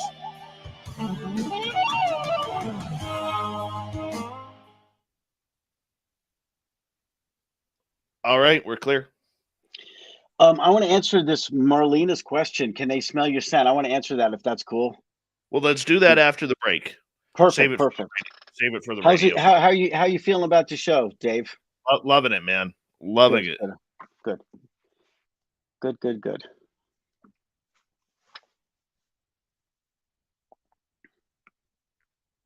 Who's your most who do you bring back the most from the UFO side? Are you friends with any? I know you're probably friends with a bunch of them, but is there somebody that's always fun that you like, or maybe even not a friend of yours, but just a great guest? I bring back Dr. Bob McGuire. We call him Science Bob around here. Nicole Sackich comes around quite a bit. I try and stay away from a lot of the people on UFO Twitter. The negativity and everything just does not sit well with me. Good for you. Yeah. Yeah, that's good. I think that's fair. Have you had the Lou Elizondo on here? Oh yeah. Oh. Yeah, I've had he's coming back on April 28th. Yeah. So he's a good guest, huh? He is. I mean, you have to know how to approach him. I think the biggest problem that a lot of people have had is that he's polarizing. So they ask him the same questions over and over again, but in different wording. And it's the same questions. I'm going to post Tom's Twitter handle in here. Matt. Oh, that's in the chat room. Is there questions on YouTube? Is there like a sidebar where people have questions and comments that I'll be able to see later? Yep. You can actually view them right now. If you go up in the right-hand corner of your screen, you'll see private message and then comments. Oh yeah, there we go. Look at that. There you go. Okay, this is great. I'm sorry. KFC is not good food. The same woman that asked if they smell me when that's funny. I'm glad I didn't see these for most of the thing. I would be laughing because, like I said, people, this is a subject that you got to take with a grain of salt. Absolutely. You have to. Oh, look at this. My friends from UFO Twitter over here. This is nice. All right. I love this. All yeah, right. you do have to. It's funny. We have to, but Lou, like he's with the Department of Defense, so it's all serious for him. I mean, I know he's got a good sense of humor. I've seen him on some shows, but he's protecting the country, or he knows things that we just don't know. He knows things we just don't know.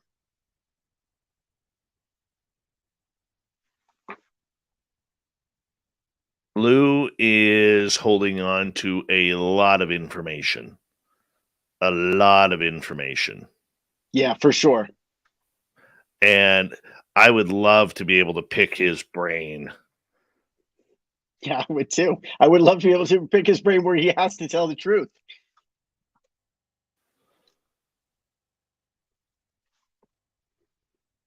I think he is telling the truth. He's just not telling the whole truth. Fair enough. I agree with that 100%. And I think a lot of people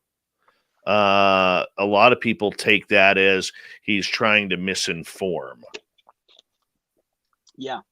Well, it's interesting too, because that, or you don't know, but part of me is like, listen, the government's not going to tell us anything. So we know that one part of the government is keeping something from the other part of the government. The one part that's keeping it private Just keeping it private. So the other's like, listen, the only way that we're ever going to wrench it from them is to get it public and make them talk. So when that happens, I still feel like they may, once we have to pull it out. I still think this other side is going to own it and then go back behind the curtain. But they're going to know more. I mean, I hope that doesn't happen, but that's the cynic in me. Well, you know what? I hope that they do come out with more information. I mean, could you imagine what it would be like if Elizondo came out saying, "Hey, by the way, I'm an experiencer"?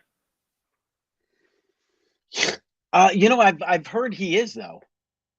Oh yeah, hugely. Yeah, I've heard for sure. I mean, I've heard that. He won't admit it. Right. He described something about extra dimensions on one of the shows, and he described it not the same way I see it, but almost the same way. So that really intrigued. Yeah, I was like, okay, he knows what he's talking about. All right, give me a few seconds here. Thank you to Catherine, Doug, and Liliopatra for the super chats tonight. Very much appreciate it. We're going to get going right now.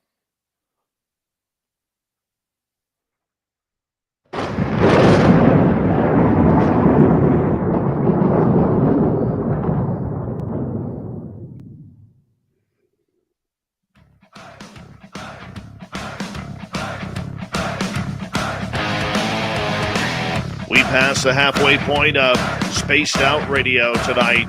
My name is Dave Scott. Thank you so much for taking the time to join us. We really do appreciate it. Want to remind you that if you've missed portions of this show or others, check out our free archives at youtube.com/Spaced Out Radio. Do old Davey the favor, hit that subscribe button. Our website is spacedoutradio.com. We have a plethora of features for you, including rocking out to Bumblefoot, reading Shirky-poo's Newswire. Check out our swag as well. Follow us on Twitter at Spaced Out Radio, Instagram at Spaced Out Radio Show, and on TikTok at Spaced Out Radio. For the final time tonight, author Tom Matt is here. We're going to get into astral travel, but first, let me tell you, you can find his book here, which is called Jesus Goes to Hollywood, a Memoir of Madness. It's all over Amazon. It's got 5-star ratings, people. 5-star ratings. Let's check it on out. Tom, welcome back. Thank you. Astral travel, my man. This is a subject I love. Let me answer the question about, can you smell their scent when they're remote viewing you? The answer is no, but I can feel them. I absolutely, you're like, something's up. And you know what? I don't see them. That's what's wild. I guess they're doing it from so far away, but there's no doubt. I can't say there's a weight on you. I can't say I feel like pressing on you, but something feels different, like the air. And that blows my mind. Like sometimes I know something is up when they're remote viewing me. Yeah, that's a really good question, actually. And you got to figure, these beings are so much more advanced on what they can do than we are. I think we're just tinkering. I think we're just grasping at straws and trying to figure this out. We're just plodding through. Even the best people that do it, I just think we're still so far behind the mind and what it can be done. It's kind of a joke to them. That's why they I don't say they hold us in contempt, but they do what they want with us. But astral, did you say, Dave, you did astral? Tell me about your astral travels. Oh, I didn't even know I was doing it until I was told.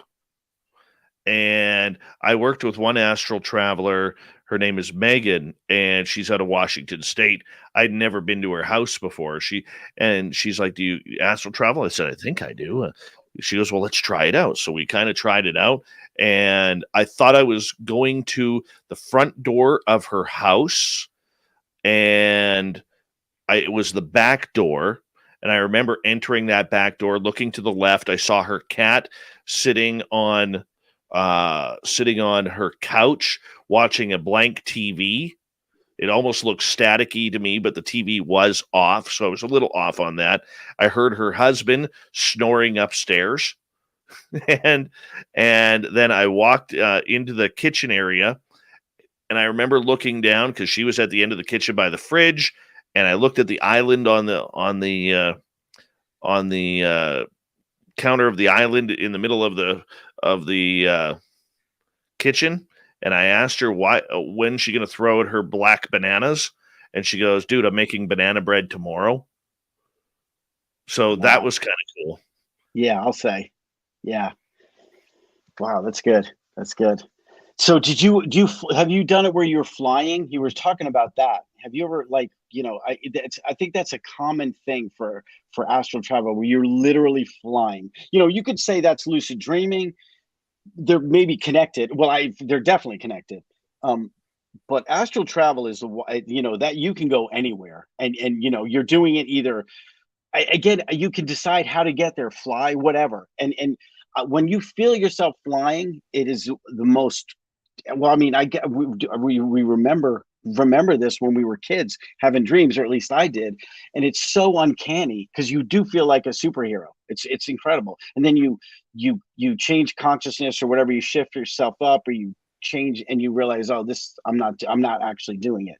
And sometimes for me, I have a wild equilibrium, and I think that's part of what this is. I get dizzy real fast. Like I don't like ledges, because something's going on in my brain that's really it's not off, it's just subtle, and I think that's one of the reasons I can do what I do. There's some mechanism in my brain, in my ear, that's really nuanced, and it affects my three-dimension world as well. So, but yeah, astral travel is really cool. Really cool. Where have you astral traveled to? I mean, other planets. I don't know. I'm sitting on the rings of Saturn. Any ridiculous thing that you can think of, I've seen it, or I've done it, or at least tried to do it. Yeah, I mean, through the stars. It's kind of corny to say it, but it's true. And okay, so you've traveled to other planets astrally. I'm just curious about where maybe what have you seen? Have you seen life on Mars? No. So okay, all right, I get what you're going with this. So somebody asked me once if I've seen other civilizations, and the answer is not really. Okay. A lot of times when I'll astral travel. Okay, so for me, the lucid dreaming, the remote viewing, and the astral travel, those are the three levels. Lucid's closer, remote viewing second, astral's third. When I've done all of those, and this is kind of just a sidebar conversation, but I think it's interesting. I've been doing that, and I've been interrupted by the Greys aliens at every single level. They're kind of like a nuisance. They were a pest. So sometimes when I'm doing something, they'll like irritate. They'll get under my skin to get me off my game, or I don't even know why they do it, but they do it. So those guys can do it so much better. And I have my pinned. I have on my Twitter feed a pinned tweet showing a diagram of how that looks to me, and how I've been annoyed by Greys at every level. I just wanted to say that because I know Greys are. Some people don't believe Greys exist. Some people think Greys are half biology, half humanoid or robot. And from what I've seen, that's exactly correct. They're not human. They're not. I mean, obviously they're not human, but they're what do you call it? The technology, when the mini technology, I can't think of the word, but they're half robot and half like some kind of biological material or something. And I don't even know where they come from either. I can't, like I said, there's no civilization. I've never seen anything like it. I've seen groups of them. Definitely have seen groups of them. I've seen one at a time, and I know people have been who've been abducted. I've only seen on their ship. I don't want to say I've been on their ship because it's remote viewing on the ship. I've never been on the ship under their observation like some people. And that, for all the stuff I've been through, man, I feel sorry for people who've actually been abducted and taken aboard. I can't imagine how helpless that would be. Oh, come on. You haven't got a little aliens in your life like that? No, I don't. All right. Jules is asking, have you ever had feedback on the targets you view? Hey, Julie. I know Jules. Yeah. Have other feedback is in response of like, what are you doing here? Yeah, we've feedback had on accuracy. No. I want to be tested. No, nothing.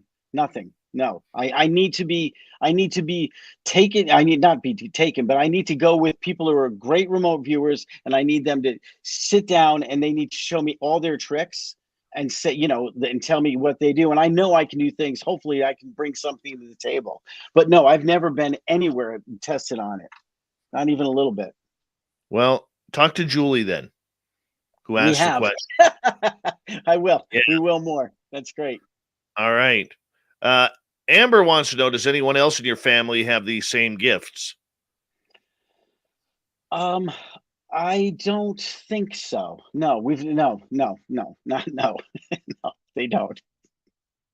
You don't go I astral know. travel? No, the reason I'm laughing is because I bugged my wife every night to do this for the longest time, and she's so over it.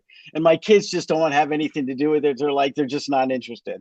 And they're young men now, but no. So one of my sons might have it, but he's not playing. He's not letting on if he does. All right. So for you, when you're astral traveling, are you doing it on your own, or is it happening at night where you just freely get out there and start traveling wherever you want to go? Usually at night. Yeah, usually at night. You can do it during the day, but at night it seems funner. It seems more like the setting is right. I say I don't need to be, I can do it at any time, but at night, for whatever reason, it seems I do, which is funny. I never actually thought about it until right now. More astral viewing at night. There's no doubt about it. Then how do you know, and I'm going to ask a skeptical question here, but how do you know then that you're actually astral traveling and not just dreaming? Because I'm awake. Well, that would do it. Yeah. No, I'm awake. Yeah, lucid dreaming. Now, that said, I can also be dreaming in astral travel. Let's be clear. So, you know what I'm saying? So if I have a lucid dream, like I'm like, oh, I'm dreaming, then I can fly. So that, to me, that's astral traveling. So it's a lucid dreaming with the astral travel element, So but I can do it when I'm awake too. All right. So have you ever met up with other astral travelers on the plane? So I've seen other beings. I've never seen another human. Never seen another human. Through the eyes of another animal. So the question is from Toe Tag: have you ever experienced astral travel or remote viewing through the eyes of a spirit animal? God, this is a great question too. I'm trying to think, because I know I've seen animals. Maybe I don't know. I can't say that with confidence. Not even no. I don't think so. But I've seen them look at me. Squids, absolutely. Intelligent animals, squids for sure, for whatever bizarre reason. Hawks, bears. Yeah, I've seen them, and even spiders. Tons of spiders. Which is just like, yeah. And sometimes when you see those, and ants, even ants, when you see those things, and they're like, there's like some kind of connection, it is still creepy. Let's not be. I want to be honest about that. You're like, okay, these are insects. Katie would like to know: do you lucid dream, change, and interact with your dreams? Yeah. I'm not a great lucid dreamer. There's some people I've read so many stories about that are fantastic. I'm not. I'm better when I'm awake like this, paying attention, than I am at controlling a lucid dream. No. Inner Earth? No. Inner Earth, no thing. Do you astral inner Earth? No, I haven't done that. But I'm going to try now. That's a great suggestion. And I've actually thought about it before, but I always lose the thought. So I got to check that out. Joe wants to know, when another being sees you astral traveling, do you look like you? I've actually had that thought, and I can't answer with confidence, but without a doubt, I believe that. That is another. These are great questions. These are the thoughts I've had too. I was like, yeah. I think that's true. Without a doubt, I think that's true. But I couldn't tell you. I have not gotten someone else's eyes to look at me. Now that would be mad, wouldn't it, to do that? to get in, if you could jump in someone's eyes and check yourself out, that's way beyond skills I have.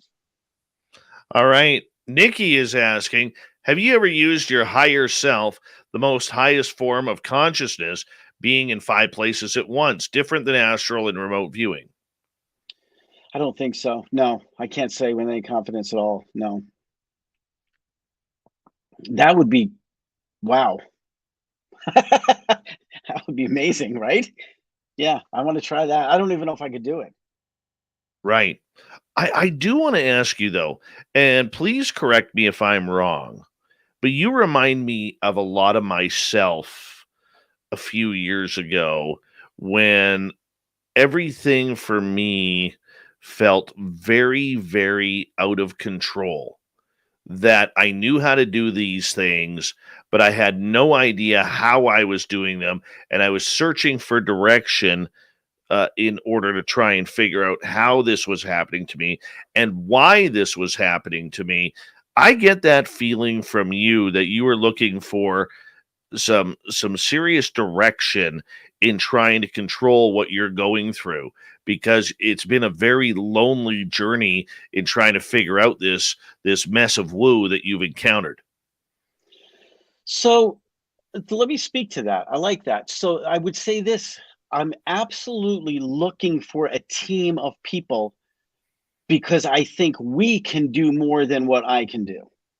I feel very focused now on what I can do and comfortable with it, but I know as a group, more minds behind something, we can get so much farther.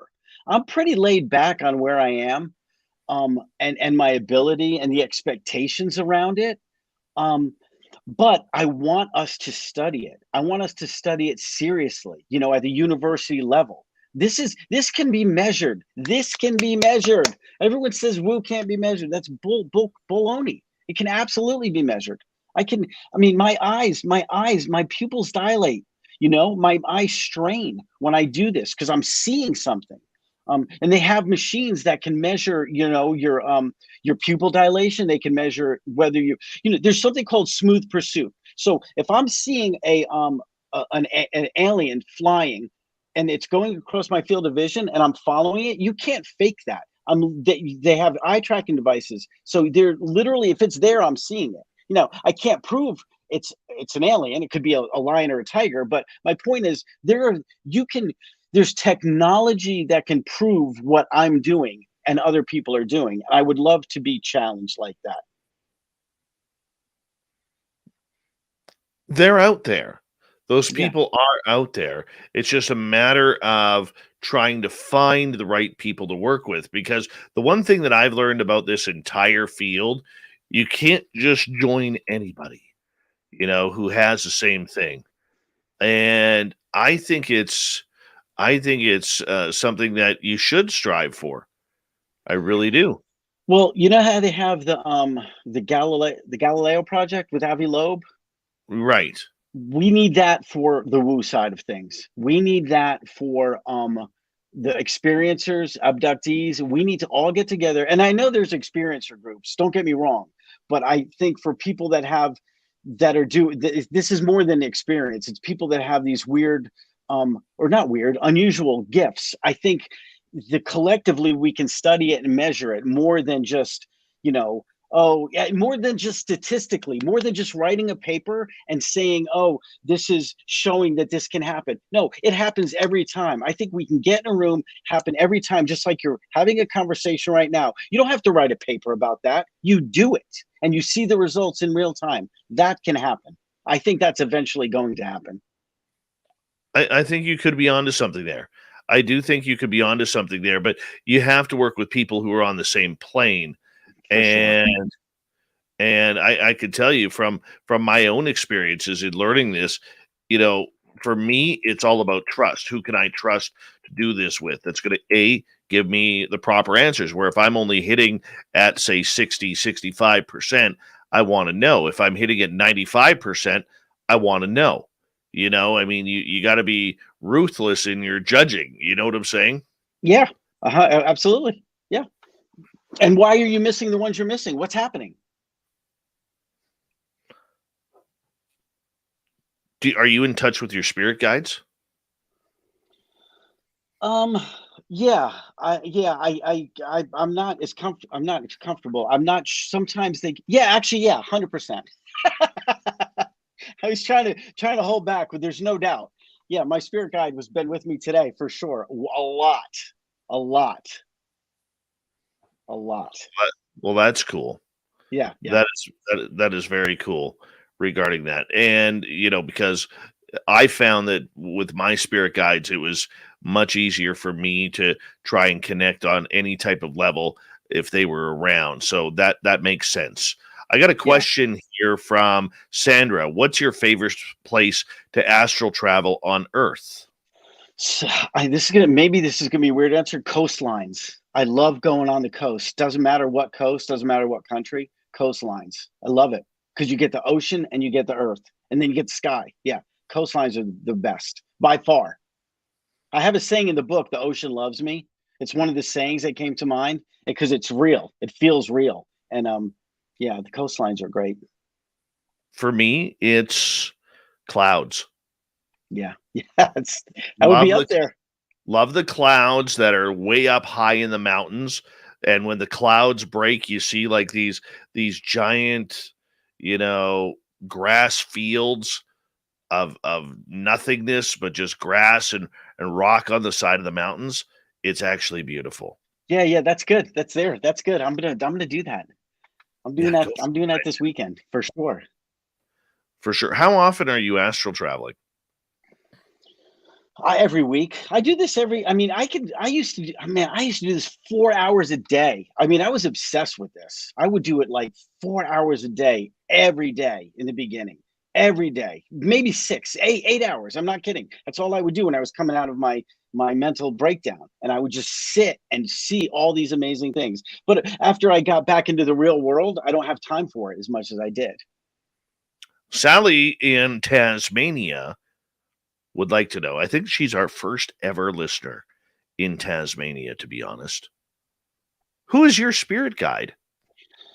So I'll just say the sun. Yeah, that's it. The sun.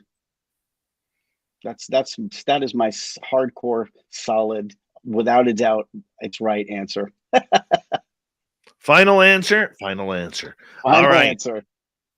We Yeah. have 2 minutes. We have just over 2 minutes to go with you tonight. And this has been a lot of fun for me, Tom. And I think your energy is completely infectious. And I want to wish you continued learning. And we got a lot of really brilliant people who listen to this show and in our chat rooms on a nightly basis who aren't looking to be on shows or podcasts or YouTube or radio shows or anything like that, who would probably be quite willing to help you open up, because I think that's what we need for you, man. We need to open you up a little bit more. You're about 3/4 of the way there, but once you hit that 100%, oh man, the woo is crazy on that end, man. You're almost there into the deep end. You're right now 3/4 of the way in there, but we got to get you into the deep end, man. I like it. I like that answer. That's good, Dave. This has been nice. I enjoyed this. A lot of fun. It flew by too. Absolutely. Do me a favor, if you don't mind. Tell everybody where they can find your book. I will. Yeah, it's on Amazon. You can get it on. You download it, or you can order the hard copy. Obviously, Jesus Goes to Hollywood: A Memoir of Madness. It is not necessarily an experiencer book. No, it's an experiencer book, but it's not a ufology book. It just has my alien experience, but it's about dealing with a mental health crisis and coming out of it, and how I figured out what was going on. I want to manage your expectations. That said, it's a wild ride, and there's some really crazy stories. And I didn't even talk about a lot of the stories, but I think you guys might enjoy it. Yeah, definitely. Well, the support from the chat room in YouTube is all like Nikki here. Dive into the deep Yeah, end with us, good. Tom. I'm done. Just I'm in. don't tip the pool. Don't tip the toes. Just jump right in. You know, feel that woo envelope your body. Yeah. And that's what you need to do, because you're almost there. You're almost there. Yeah, We this just is gotta get good. over the finish line. Yeah, I like You your, know? I like your audience. They made me think. I love when I get a question I hadn't thought about before. That's what I enjoy the most. Well, we appreciate you taking the time for us tonight and say thank you for coming on Spaced Out Radio. You've been a great guest, and we will definitely do this again. I can guarantee that, Tom. So thank you so much. Thank you. Coming up next on Spaced Out Radio, we got a majorly busy third hour. Yes, we do. First, we're going to enter the swamp. Another great story from the Swamp Dweller. Then Super Duke from World Bigfoot Radio is going to join us with another Cryptid Report story.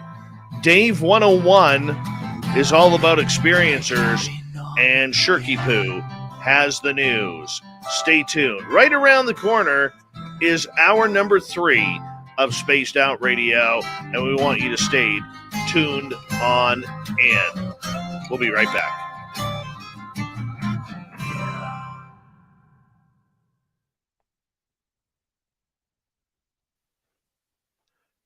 Great job, Tom. Thank you, Dave. Very much appreciate that. Yeah, this was a fun show. Again, I like your people. I like your energy too. This was fun. I enjoyed it. Flew by. It was 2 hours is perfect, man. You're smart guy. 2 hours is perfect. It is perfect. It is perfect for us. Thank you. Hey, feel free to join our chat room any night, man. There's a lot of brilliant people in there that you could probably connect with. Yeah, and you never know what's going to happen. Maybe something will happen. I'll keep you posted on this. So, so I just head out, leave studio. Is that all I got to do? I'm gonna take you out here, buddy.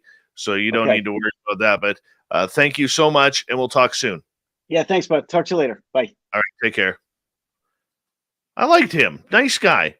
I think he needs some teaching. I really do. And I'm not saying that in a negative way, because we all need it. Hell, I need it. But I think he's almost there. Jules, you need to work with him. Seriously, you need to work with him. And I'll be right back, guys. Gotta be right back. Gotta pee. Oh.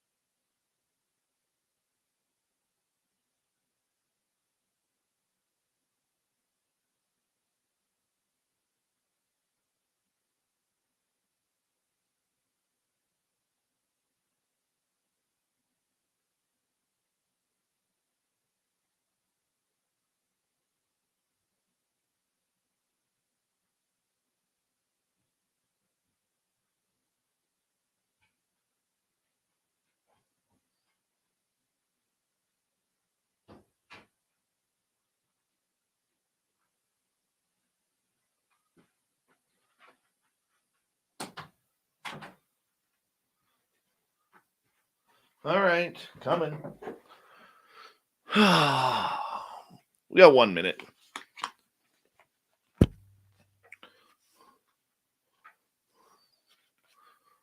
Are you guys looking at the gnome?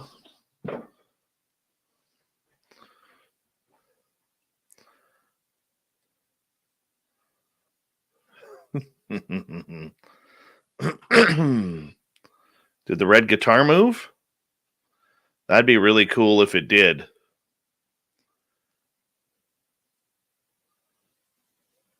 I got my hair done today, Kathy. Got my hair ready for Vegas. I just hate how my headphones push my hair out.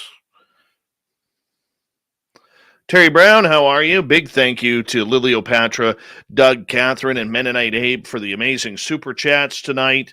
And we're going to get going here with some Swamp Dweller. Here comes hour number 3.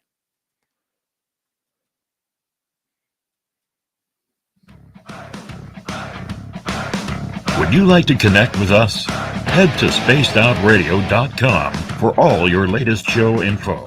Now, back to Dave Scott and SOR. Here we go with the third and final hour of Spaced Out Radio tonight.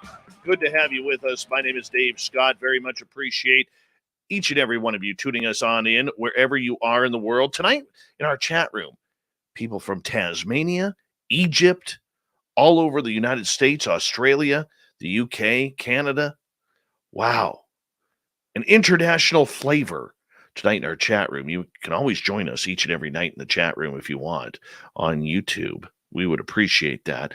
Want to say hello to everyone listening in on our terrestrial affiliates around North America and digitally on Odyssey Radio, KPNL, and TalkStream Live. All of our archives are free. Join us at youtube.com/Spaced Out Radio. Just do old Davey the favor. Hit that subscribe button. The Desert Clam has set the password for tonight in the SOR Space Travelers Club. Hackle. Hackle is your password. Use it wisely, Space Travelers, as the Clam sets the password each and every night right here on Spaced Out Radio. Our website is spacedoutradio.com. We have a plethora of features for you. Rock out to Bumblefoot. Read Shirky-poo's Newswire. Check out our swag as well. Follow us on Twitter at Spaced Out Radio, Instagram at Spaced Out Radio Show, and on TikTok at Spaced Out Radio.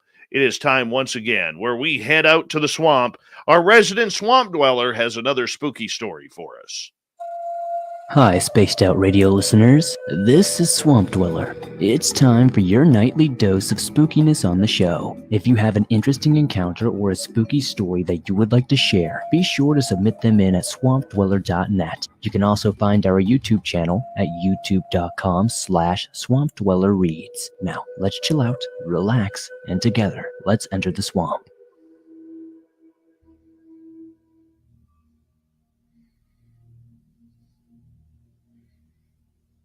Growing up, I had a childhood friend that lived relatively close by, and we were like two peas in a pod. We were both very adventurous, believed in the paranormal, enjoyed astronomy, and generally just being outside. She was born in Alaska and her dad lived there for quite a while, so they were always into camping, hiking, fishing, skiing, you name it. I got introduced to fishing with my friend's family, and did a lot of camping with them. This happened during the mid to late 90s, and we were about 10 to 12 years old at the time. It's been a while, so I can't remember exactly. On one camping trip, we went to this lake in the forest surrounded by a meadow, and feeding the lake was a small stream leading out of the woods. Anyway, we played in the field and stream all day while my friend's dad fished. The lake wasn't too big, because it had a huge meadow all around it. He could keep an eye on our whereabouts while he fished. While messing around by the stream, the wooded area it was coming from gave me a weird vibe. I couldn't explain it. I just felt uneasy. Anyway, the day faded into early evening, and it was time to leave and find a camping spot. My friend's dad packed up his fishing gear and we walked back to the truck on this long, winding path through the woods. Once in the car, we drove into a more remote area of the forest and made our way to the steep road that was so rough and inclined that I was convinced that my friend's dad would break his truck. He had a 4, maybe 6-cylinder Toyota pickup that was about as basic as a truck could get. I'm not even sure if the truck had 4-wheel drive, but I trusted him because he was an avid Alaskan outdoorsman with years of experience. We finally made it up to the top, which was flat and relatively open with a significant forest area in the opposite direction from the road we drove up. We pitched our tents, got everything set up, and my friend and I decided to explore the area. We were maybe 50 yards away from the tents when we heard a big crack as a tree branch snapped in the woods behind us. We got quiet and looked in the direction but did not see anything. Thinking it was just a deer, we brushed it off. As we walked more, we heard it again and whispered about what it could be, but we kept on going. It stopped briefly, and when we were about 200 yards from camp, we sat on a boulder looking down the steep, wooded hill overlooking the dirt road from where we had come. Suddenly, we heard another cracking branch from behind. Whatever it was seemed to be following us. Our imaginations were going wild. We came up with everything from a serial killer stalking us in the woods to Bigfoot. When we got back to the campsite, we told her dad what we had heard and how it seemed to be paralleling us. He played it off as a black bear and secured all the food. Later on, my friend confided in me that her dad had gotten out his pistol and would be sleeping with that all night. My friend and I were sharing one tent, and he was in his tent not far from us, so we figured everything should be okay. I awoke sometime in the middle of the night, I'm not sure what time it was, to hear something or someone walking outside. I could listen to it quietly circling the tent as I lay there listening. It sounded like it was walking on 2 legs because it had a distinct rhythm to how it walked. That said, it sounded big. It sounded like it had clear weight to it, if that makes any sense. As it put each foot down and walked, I could even hear relatively quiet but deep, heavy breathing at times.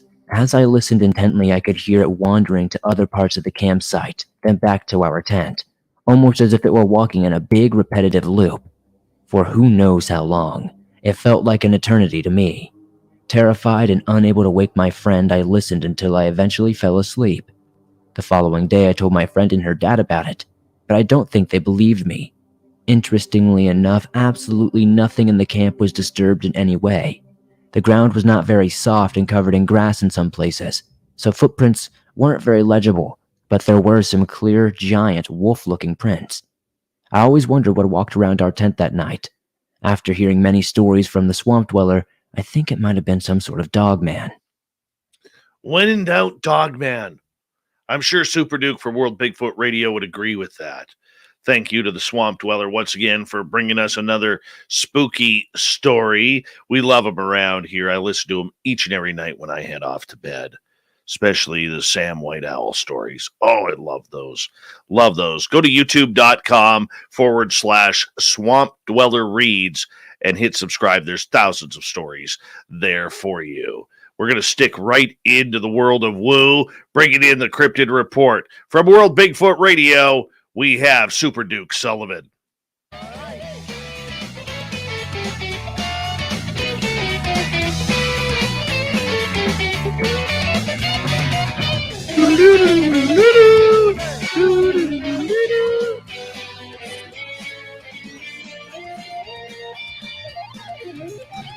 All right, Super Duke from World Bigfoot Radio comes on in. You can hit subscribe on his YouTube channel. I know he would like that. We'd like it as well.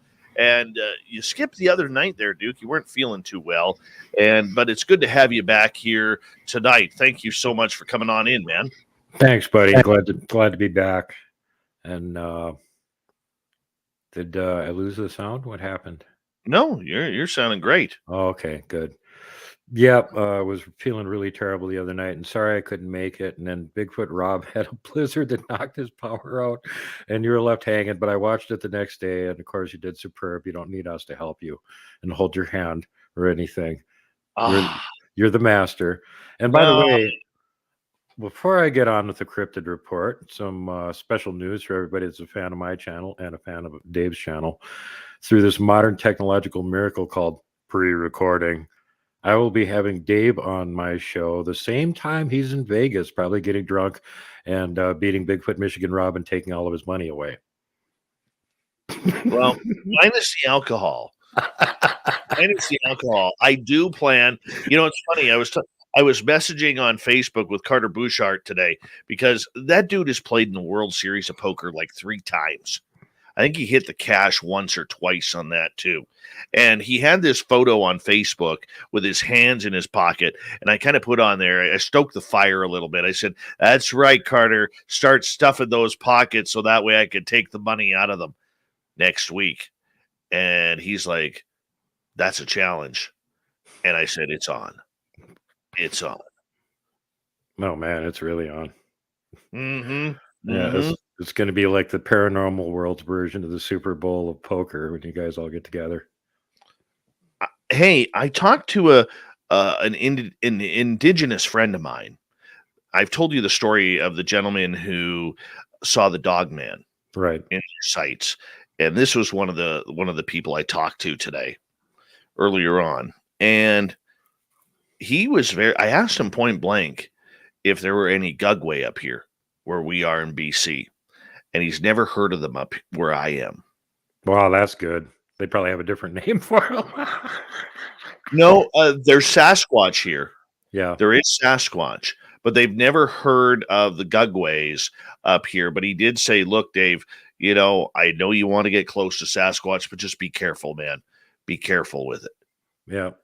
Now the Sasquatch, you got better chance of getting close to them and not getting hurt than a lot of other cryptids. That's for sure. Dogmen are pretty friggin' dangerous. So watch yourself with that. Don't go out there by yourself if you're going into Dogman area. Well, I can tell you this, man, Duke. When you get that feeling that you just know something is going to happen. Yeah. I am having that feeling. I was talking to the Lip Blade today about it. The Lip Blade, aka my buddy Paul, who was in studio with us last week. And I was talking to the Lip Blade, and the reason I should explain why we call him the Lip Blade is he has a fantastic mustache that he can actually wax and pull out like a Guy Fouché type of mustache. It's beautiful. It really is beautiful. But long story short, I was talking to him today about it, and I'm like, "Dude, I just got this feeling, man. I got this really, really eerie feeling that in the next few months, we are going to run into a dogman. I just know it. And I'm like totally preparing for it. Like even mentioning it right now, dude, to you and our audience, I feel the anxiety building in me. That's how strong this feeling is." Well, as all the natives that know about this stuff will tell you, that's, they don't say the actual technical name for the cryptid because it attracts their attention. And concentrating on the cryptid attracts its attention. So be careful with centering your attention on that. Oh, I'm going for it. I'm going for it. I just want to see it, man. I just want to see it. All right, what do you got for us? We got 10 minutes for you, Duke. What do you got for us? Well, I got a story. I already went over Albert Ostman when he got hauled away by a family of Sasquatch for 5 days. This is a story about Seraphine Long, who was kidnapped by a male Sasquatch. She says, "Is that the one out of Harrison Hot Springs?" Again, yes, it's up in your neck of the woods. That's where everybody gets kidnapped by Bigfoot, apparently. Okay, when you go through this story, I have something to add to it. Okay, here she says, "I was walking toward home one day many years ago, carrying a big bundle of cedar roots and thinking of the young, brave Kolak Thunderbolt I was soon to marry. Suddenly, at a place where the bush grew close and thick besides the trail, a long arm shot out, and a big hairy hand was pressed over my mouth. Then I was suddenly lifted up into the arms of a young Sasquatch. I was terrified, fought, and struggled with all my might. In those days, I was strong, but it was no good. The wild man was as powerful as a young bear. Holding me easily under one arm, with his other hand he smeared tree gum over my eyes, sticking them shut so that I could not see where he was taking me. He then lifted me to his shoulder and started to run. He ran on and on for a long, long time, up and down hills, through thick brush, across many streams, never stopping to rest. Once he had to swim a river, and then perhaps I could have gotten away, but I was so afraid of being drowned. And keep in mind, she's been blinded at this point. So I held on tightly with my arms around his neck. Although I was frightened, I could not but admire his easy breathing, his great strength and speed of foot. After reaching the other side of the river, he began to climb and climb. Presently, the air became very cold. I could not see, but I guessed we were close to the top of a mountain. At last, the Sasquatch stopped hurrying. Then he stooped over and moved slowly, as if feeling his way along a tunnel. Presently, he laid me down very gently, and I heard people talking in a strange tongue I could not understand. The young giant next wiped the sticky tree gum from my eyelids, and I was able to look around me. I sat up and saw that I was in a great big cave. The floor was covered with animal skins, soft to touch, and much better preserved than we preserved them. A small fire in the middle of the floor gave all the light there was. As my eyes became accustomed to the gloom, I saw that beside the young giant who had brought me to the cave, there were two other wild people, a man and a woman. To me, a young girl, they seemed very, very old, but they were active and friendly, and later I learned that they were the parents of the young Sasquatch who had stolen me. When they all came over to look at me, I cried and asked them to let me go. They just smiled and shook their heads. From then on, I was kept a close prisoner. Not once would they let me go out of the cave. Always one of them stayed with me when the other two were away. They fed me well on roots, fish, and meat. After I had learned a few words of their tongue, which is not unlike the Douglas dialect, I asked the young giant how he caught and killed the deer, mountain goats, and sheep that he often brought into the cave. He smiled and opened and closed his big hairy hands. I guess that he just laid in wait, and when an animal got close enough, he leaped, caught it, and choked it to death. Although she didn't know it, actually they break their necks. He was certainly big enough, quick enough, and strong enough to do so. When I'd been in a cave for about a year, I began to feel very sick and weak and could not eat much. I told this to the young Sasquatch and pleaded with him to take me back to my own people. At first he got very angry, as did his father and mother, but I kept on pleading with them, telling them I wished to see my own people again before I died. I really was ill, and I suppose they could see that for themselves, because one day after I cried for a long time, the young Sasquatch went outside and returned with a leaf full of tree gum. With this, he stuck down my eyelids as he had done before, then again lifted me to his big shoulder. The return journey was like a very bad dream, for I was lightheaded and in much pain. When we recrossed the wide river, I was almost swept away. I was too weak to cling to the young Sasquatch, but he held me with one hand and swam with the other. Close to my home, he put me down and gently removed the tree gum from my eyelids. When he saw that I could see again, he shook his head sadly, pointed to my house, and then turned back into the forest. My people were all wildly excited when I stumbled back into the house, for they had long ago given me up as dead. But I was too sick and weak to talk. I just managed to crawl into bed, and that night gave birth to a child. The little one lived only a few hours, for which I have always been thankful. I hope that never again shall I see a Sasquatch. So Serapine's long story, for what it's worth, is the only one of its kind by a First Nation woman in the last century who bore witness personally to her ordeal. And this sort of thing, or any mention of sex, was not an acceptable conversation in those days.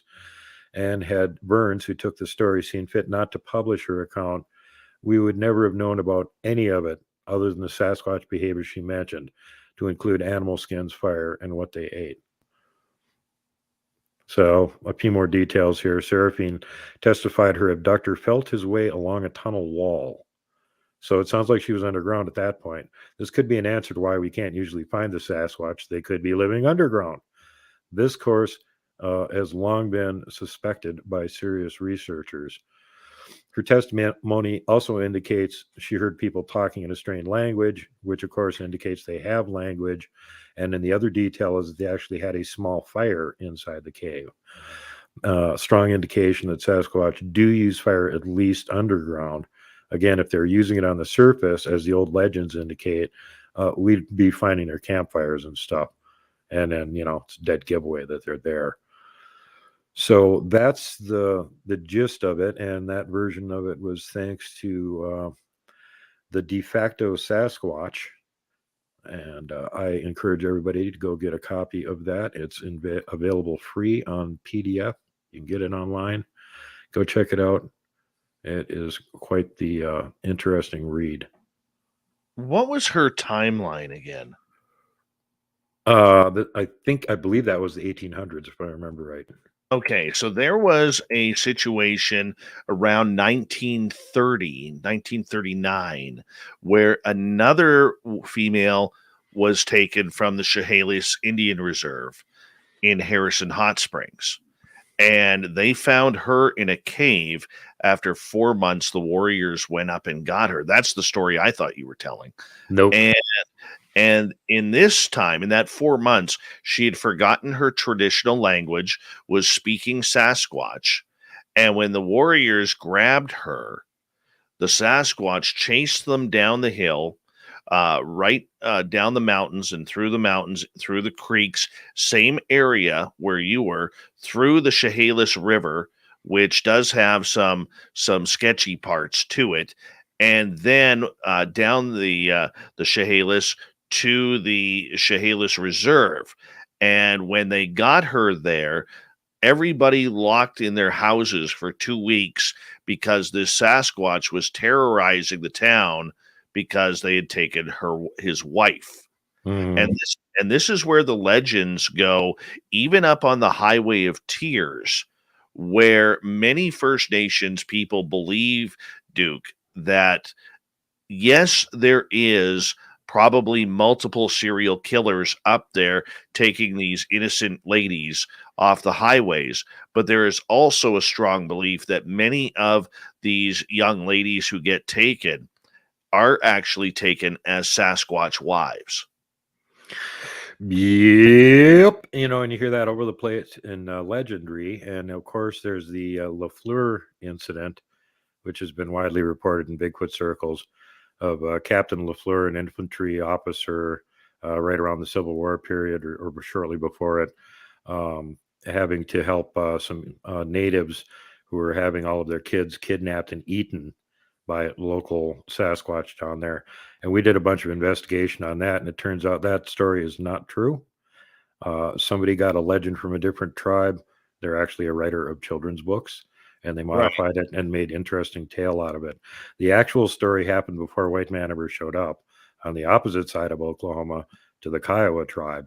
And what was happening is the Sasquatch were kidnapping their women, and they figured out where the top of this hill was, where they had their cave.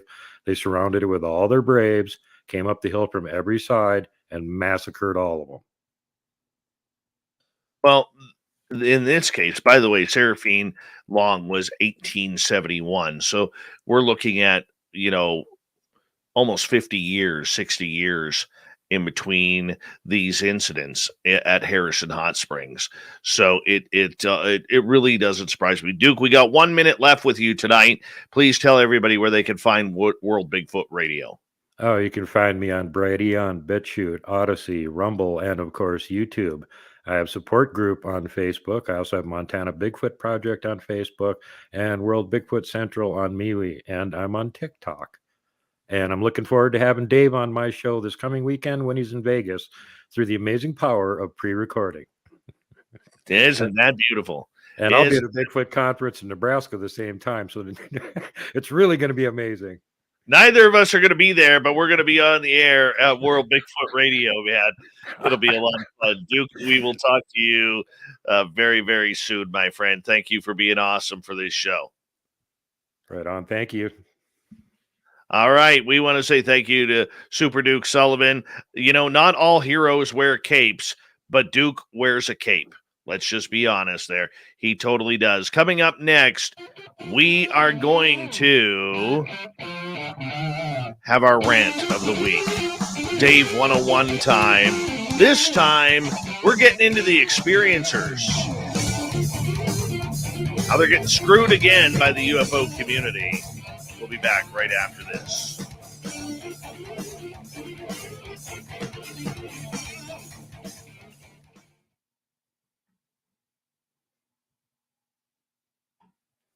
Hey, Duke, no offense, but you make one ugly witch, man.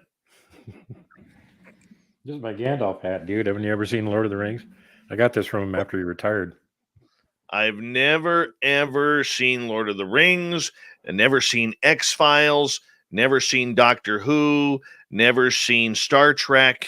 So you're comparing garbage to gold.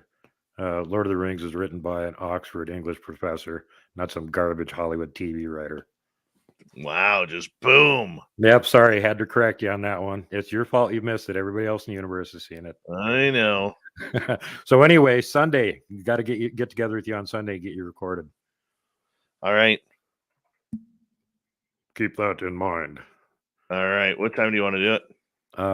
Anytime before 8 Central, my show goes live and I'm in the chat room with it. Which, by the way, Nate Rudd is the guest this weekend. Nate Foot, who will be in Vegas with us. Yeah. See how this is coming together bizarrely, synchronicity wise, like somebody planned it or something.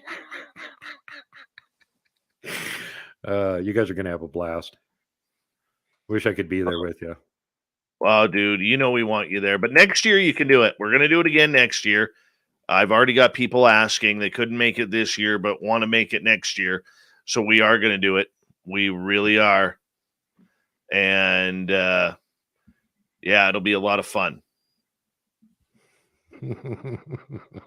Be a lot of fun, man. Yeah.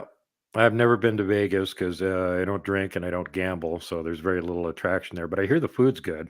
And they have like shows and stuff. So, oh, dude, just the sightseeing is incredible. Now, I'd be one of those people that'd be trying to wander out in the desert and figure out where the Bigfoot are hiding in that area. I wouldn't even want to be in town. Duke, I'm just going to say this once to you, man. You know, it's time for you to get out the white bell bottoms and the platform shoes and go cut a rug at some nightclub, man. It's time. Bring out that polyester brown shirt. You are going to be styling and profiling, buddy. I'm about as styling as I can get right now with my ancient Hawkwind in Search of Space hoodie that I'm wearing at present. Lordy. Well, I'm just glad I made it on here. I was fighting with the computer up until 3 minutes after the top of the hour trying to get online. And I'm really glad it worked this long because I wasn't expecting it to. I appreciate you, buddy. You know I love you, man. Yeah, same here, Dave. Looking forward to meeting you in person one of these damn days. If nothing else, maybe you can get down here this summer and come out with my team and I'm hoping meet some of the Montana gigantic Bigfoot that we got here. I'm really, really hoping. How do you get into the forest? Are you riding up or are you driving up? Oh, we drive up. You can. It's a horrible road. It's like driving one of those roads that clicks into the side of a cliff in Peru for about 10 miles. Oh, nice. Yeah. But then when you get in there, there's this nice little secluded valley that's right next to the, basically it's a pass through the mountain and it goes right next to this little valley. And, that's apparently where they like to hang out during the summer. So you can drive right into there up to the campsite. But then, when you want to actually go to see where there is something, then the horrible hiking starts. Yeah. And the no trails and the going up and down really steep hills and over logs and around boulders and all that stuff. Yeah. Well, yeah. Okay. So in other words, you'll be planting me with a rock burial after the first 100 yards. Thanks, buddy. I think that's part of their amusement because even the tough mountain men here in Montana that are used to doing that kind of stuff are just like beat to crap by the end of the weekend. And they're dragging ass around the woods and the Sasquatch are sitting back there like laughing. Oh, yeah. All right. You get the fuck off my show after that.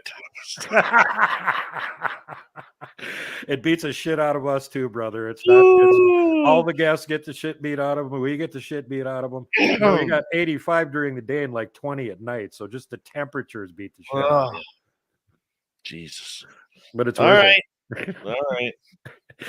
Love you, brother. Take care. Love you too, man. We'll see you. Talk to you on the weekend. All right. Bye-bye. All right.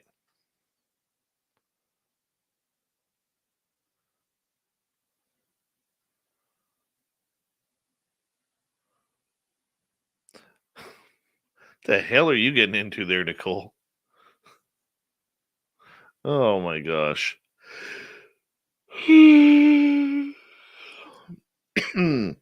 Big thank you to Vaughn, Mennonite Abe, Catherine, Doug, and Liliopatra for the amazing super chats tonight. Very much appreciate it. And thank you for your love and support of SOR. And Dave 101 coming up here momentarily.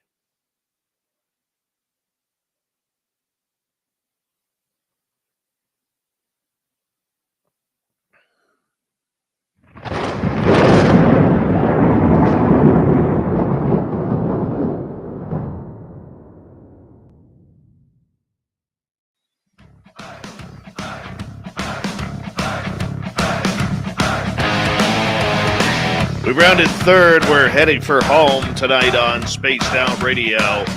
Good to have you with us. My name is Dave Scott. Very much appreciate all of you tuning in. Want to remind you that if you missed most of this show or others, check out our free archives at youtube.com/Spaced Out Radio. Do old Davey the favor, hit that subscribe button. Our website is spacedoutradio.com. We have a plethora of features for you, including rocking out to Bumblefoot, reading Shirky-poo's Newswire. Check out our swag as well. Follow us on Twitter at Spaced Out Radio, Instagram at Spaced Out Radio Show, and on TikTok at Spaced Out Radio. It is time once again for, let's say, a little rant and rave here by old Davey. We call it the Dave 101.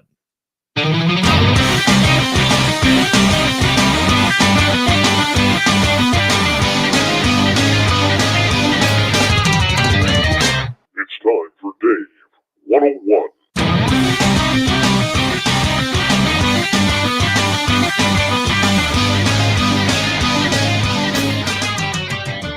You are a liar. You're a liar. You're a liar. You're a liar. This is what many experiencers hear around the UFO, paranormal, supernatural world on a daily basis. I've experienced it myself numerous times when I've explained my stories, when I'm being interviewed on podcasts, or when I've even shared my stories on this very show. Why? Because people don't want to believe. They always want to say, where's the proof? Where's your photographs? Where is your video? Well, let's see. If I brought that out to you, you wouldn't believe it anyways, because Photoshop, CGI, and many other editing versions that are out there that could really take away anything that you caught. No, there isn't a nice way to put this. It sucks being an experiencer right now. You are in a can't-win situation, sometimes even within your own crowd. Too many times over the last couple of years since we segregated UFOs to UAP and UAP with aliens, because we're not allowed to bring them in, we have seen a turning of the tides regarding the experiencer. First off, we have to explain what an experiencer is. It is someone who has had contact or some sort of visionary or mental capability of having interaction with everything from UFOs to cryptids like Sasquatch or ghosts or anything in between. It's not viewing from your patio a set of lights flying through the sky. No, that's just a sighting. The experiencer is someone who is affected daily by what has happened to them. They don't know why they were chosen. They don't know why they've woken up with headaches or nosebleeds or something worse. Sometimes something better. Downloads, which can be very intriguing. Here we go, though. The experiencer is the forgotten soul of ufology. And I have been saying that for the last couple of years, until recently, as you've heard us talk on this show earlier this week with Science Bob and Nicole Sackage, about the DIRDS report coming out of the Department of Intelligence, the DIA, in Washington, D.C., at the Pentagon, explaining how they have looked into cases regarding UFO contact with people and the side effects that some people have had with those encounters. So here's the ugly part of ufology that I do not like. There is a crowd of skeptics out there, along with the non believers, who continually decide that they are going to call all experiencers liars, cheats, thieves, people who are looking for their 5, 10, 15, 17, 18 and a half minutes of fame, trying to make a buck off of what they've gone through.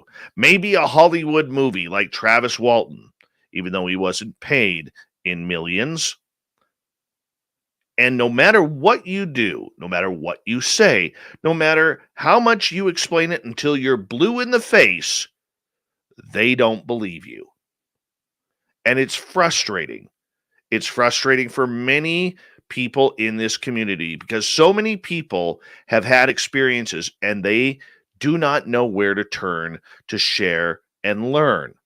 They come to the UFO community because they want to feel and figure out what is happening to them. It really is an innocent yet impossible question to answer.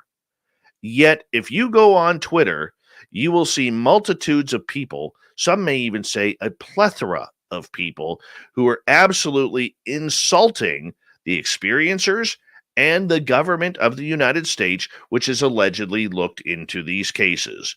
Look, making fun of anal probes or people getting pregnant and then showing no signs of a baby in their stomach, that is traumatic.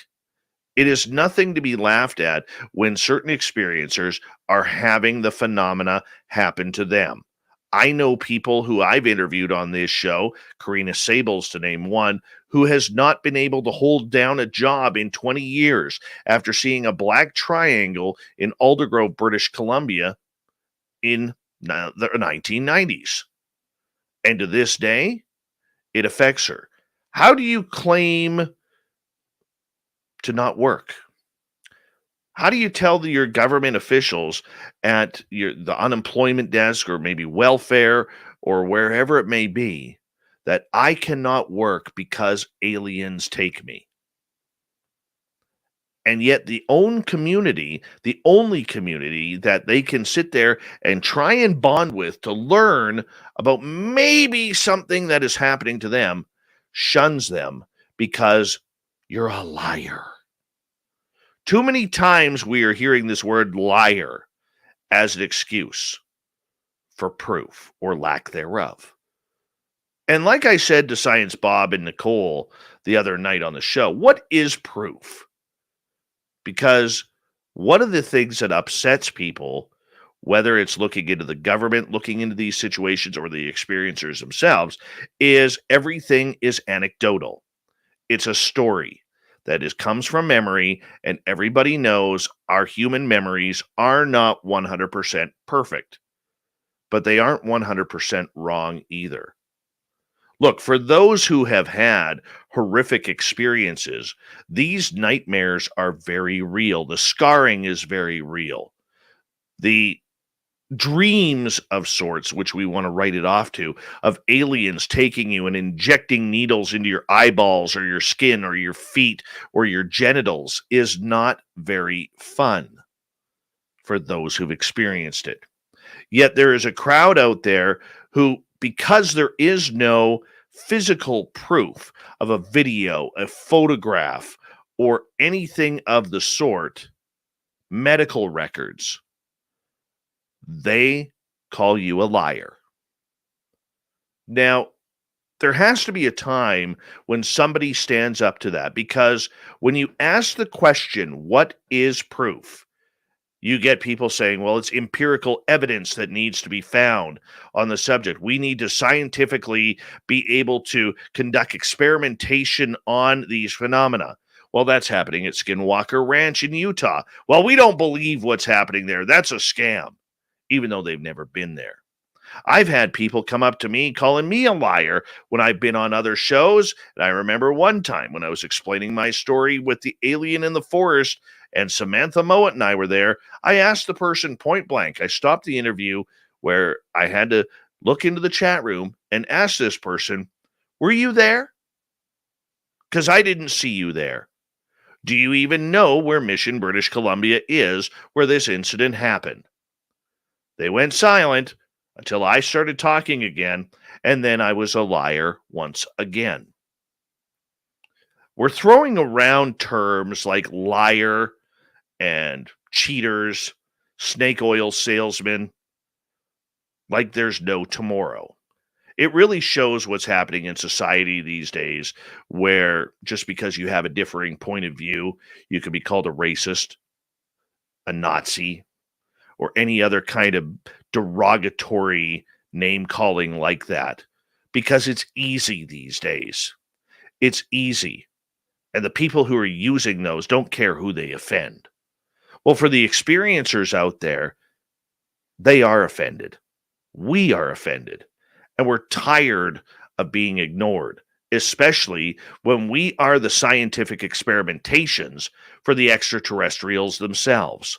There are literally hundreds of thousands of people every year who have something going on. Some of those people do not come back. We believe that they are taken by ETs and never seen on this planet again. Sure, that sounds like science fiction, but if you break down the FBI numbers in the United States alone, there are 65,000 people annually who are unaccountable. They have just vanished off of this planet. And yet we're liars. I don't know about you, but I try and tell the truth every chance I get. That's how I build credibility for Spaced Out Radio.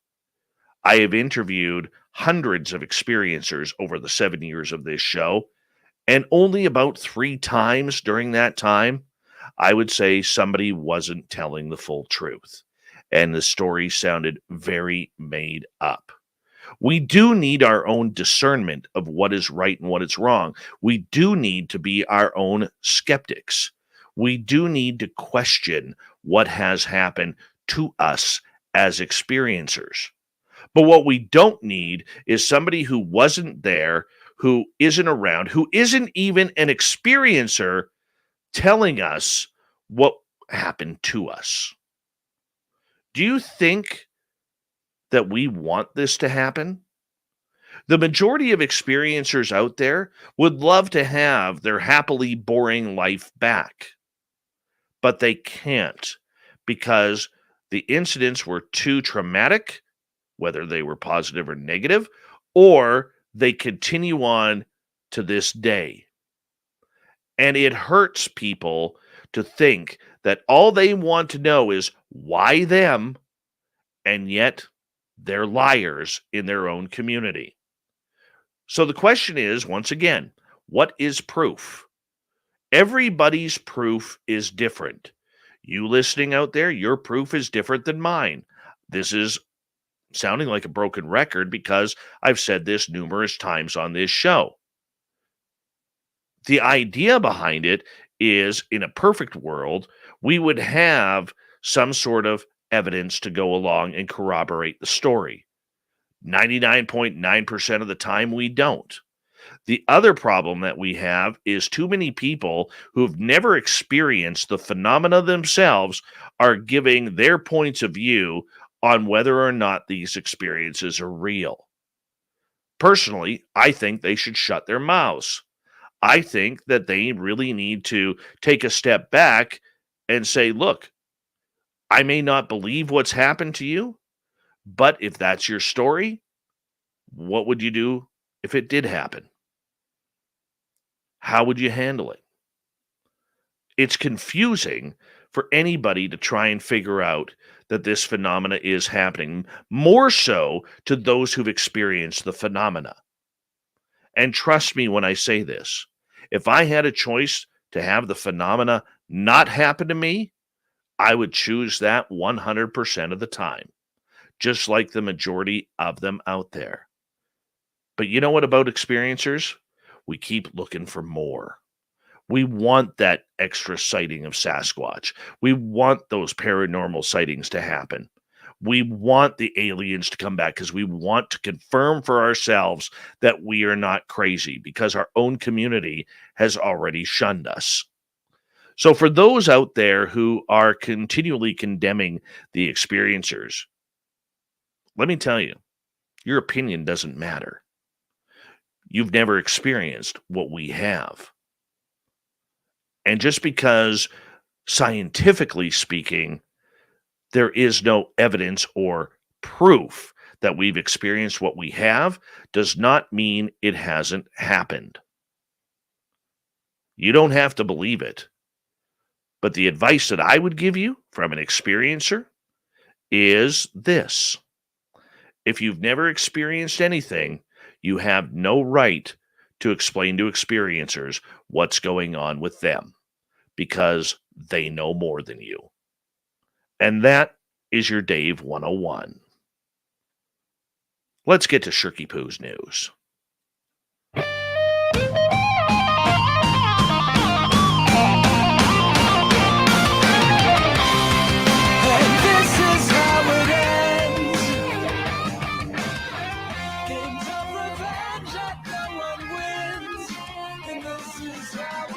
All right, let's start off in the medical field here.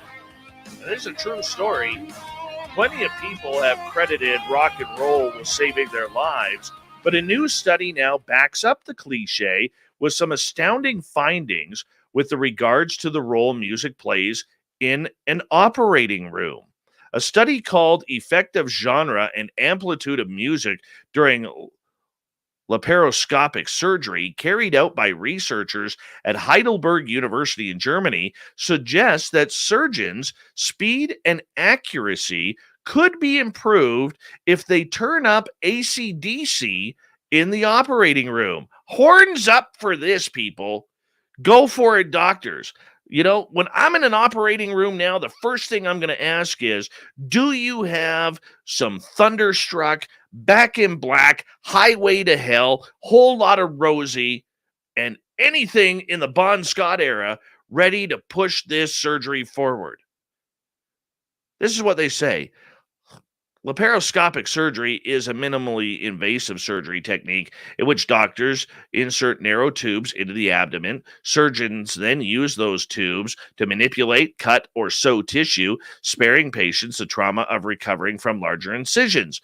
Researchers observe surgeons at work with no music, then they observed them with some AC/DC, they started off with soft rock like the Beatles or hard rock like AC/DC, playing at varying volumes as well. The surgeons who performed the fastest, most precise surgeries were rocking it out with their horns up with AC/DC cranked at not 9, not 10, but 11. In general, surgeons perform better with their rock and roll other than silence. The only exception was when the Beatles were played at high volume. Who knows what this means for the future of medicine, but it's more evidence that rock and roll is more than just noise pollution. Rock and roll will never die, because if you're in the operating room, your chances of survival now go up with a little Angus and AC/DC. A streaker who got absolutely wrecked by security at an Australian rugby league game got a double whammy after she was also dumped by her boyfriend in brutal fashion after he saw her antics. Javon Johnson decided that she'd fulfill her lifelong dream of running onto the pitch at a major sporting event and got onto the field during an NRL game between the Gold Coast Titans and Parramatta Eels on Saturday. Johnson, wearing only her bra and jeans, ran straight onto the playing surface and started to amble and around before security guards finally flattened her with a nice tackle. She also claims her boyfriend saw what she had done and sent her a text message breaking up with her, saying that she was an idiot and a disgrace. The pitch invader went onto her social media to share a screenshot of the text, which read, "You're an idiot and a disgrace. Thank you for an absolute embarrassment. Don't try contacting me." She posted it on TikTok. Boy, does she want publicity or what? She posted on TikTok, "When your man doesn't come to the footy but wakes up to this? For those unfamiliar, Australians call rugby footy. The whole incident was clearly something of a long-standing ambition for Johnson, as she reportedly shared a TikTok just before she invaded the field saying, "One of my actual biggest goals in life has been to actually run onto the football field, and I'm going to do this. Ready? I'm going to." Soon after, the Eels scored to take a 24-16 lead. Near the end of the match, she hopped onto the field and ran about before getting tackled. Some people have claimed that she was hit too hard in the tackle. We're saying it was just fine. And being an idiot costs you your boyfriend as well. Indonesian social media shows a video gone viral of a local sitting in a police station. So what's wrong with that? The man bought the pot, reported a crime after purchasing the illegal substance. Yeah, but it wasn't pot. He holds a mysterious piece of paper which contained the supposed drugs he bought. However, what the man bought in search of marijuana was not what he wanted at all. It was dried out celery leaves and some normal grass thrown into there too, just to make sure. Yet, he was very, very offended that his pot was actually celery and good for him if he puffed it on down. According to the translation, I bought it for 50,000 rupees, or £2, or about $1.50 or $2.50 American. Police began to question him. They asked if he knew that the marijuana he meant to buy was a drug or not. They asked him how many times he had used the drug. And you know what? Eventually, they laughed it off. They released him out of embarrassment. And finally, Guinness World Records announced the world's tallest family, a Minnesota clan of 5 with the average height of 6 feet 8.03 inches.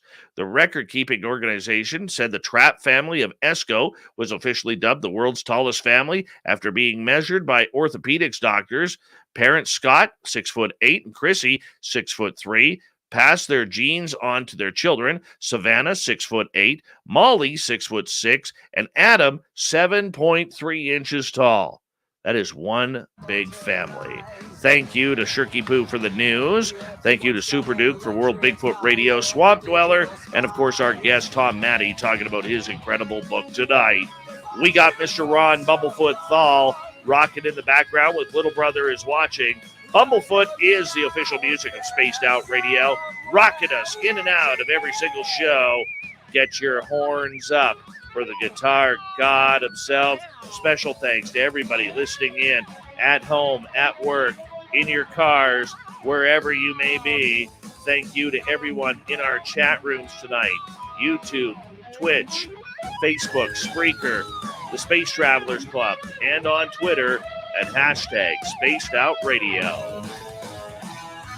I know you're out there somewhere. Remember, this show is copyright by Spaced Out Radio and SOR Media Ventures Limited. Thank you so much for choosing to share your evening with us, because together, my friends, we own the night.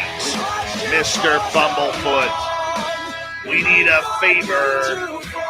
We need you to take us home.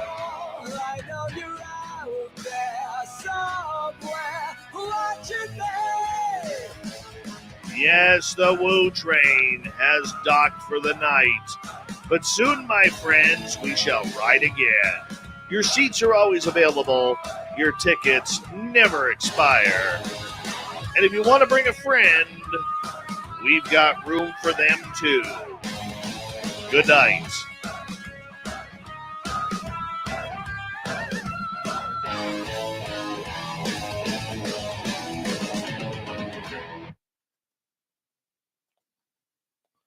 That was a good show. Good show. Mr. Cowley. Dun, dun, dun. Welcome back to the show. Da-da. Oh, Mr. Cowley. Dun, dun, dun. Loves his spaced out radio. Da-da. He's loving the woo of the nighttime. Every time he turns SOR on. That's all I got right there, man. I can't go any further. Who do we got? Body Tech, good morning to you in the UK. Justin Maynard, thank you for joining us tonight. Who else came in late here? Anybody else come in late? All right, while we're doing this, I am going to take a quick bathroom break. And while we're loading this thing up, and what I would appreciate is when I come back, if you have any questions about the Dave 101, let's chat about it. I'll be right back. Nicole, you hold the chat room tight there.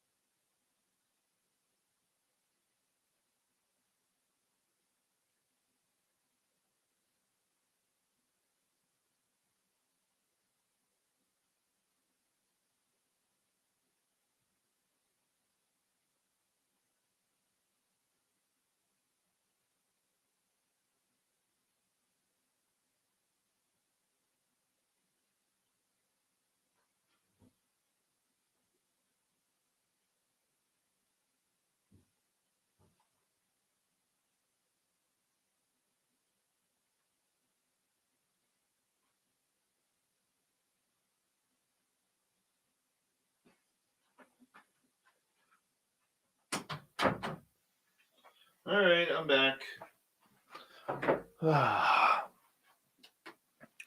Let's go like that. Hey, I don't even need those anymore. Let's go like this. Give me 2 seconds, people. I just got to load up some commercials. There we go.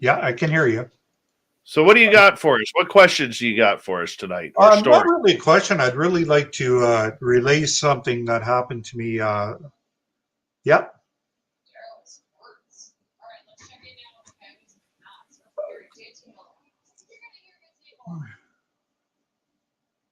What happened to you? Well, I've been, growing exponentially as a person, doing a lot of meditation.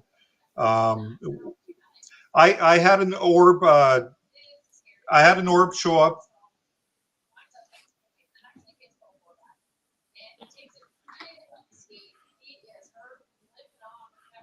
What kind of orb? It was a white orb that I could see. It was semi-cloudy out, but the orb stopped at one point and jumped to another point. It was a round orb. Really? How big was it?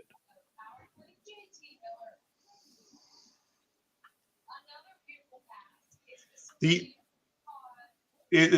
orb itself was really hard. It was really hard to tell, Dave, because I couldn't hear how far away it was. If I had to guess, I would say probably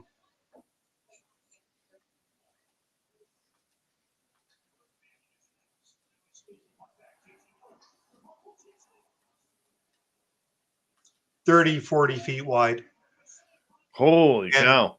And the interesting thing is, Dave, my wife was actually sitting with me, and she knows I'm into UFOs, the whole gambit. And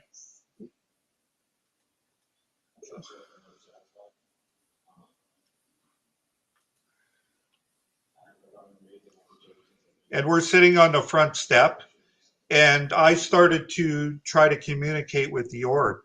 So the orb stopped, and then it moved. It kind of did a little jump in the sky, a little arc.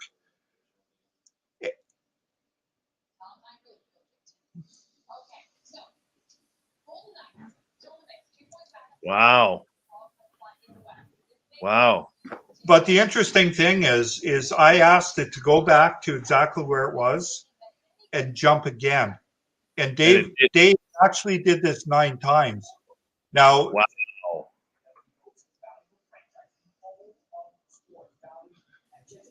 How long ago was this?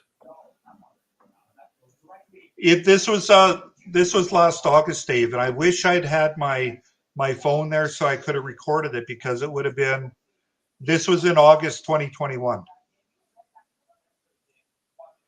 Wow. I've never seen an orb that big, man. Never seen an orb that big. And again, Dave, it's a guess on how big the orb was, but I keep telling it to do it again, and my wife is saying no, don't do it anymore. Oh, I don't blame her. I don't blame her. Have you had more contact since? Dave, I've in this house that I'm in with my wife and kids. Yeah, we had a UFO in 2004.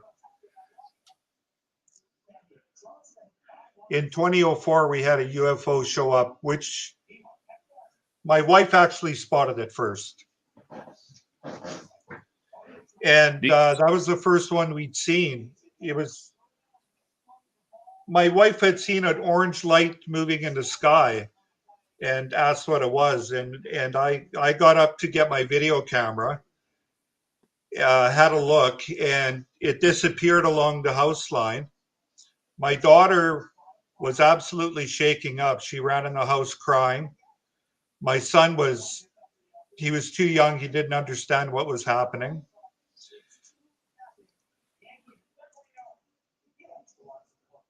My goodness, man. My goodness. That is But we, awesome. but we ran in the house, looked out the front window. We could see it disappearing until the point where you couldn't see it anymore. And we went in the backyard. And the interesting thing, Dave, is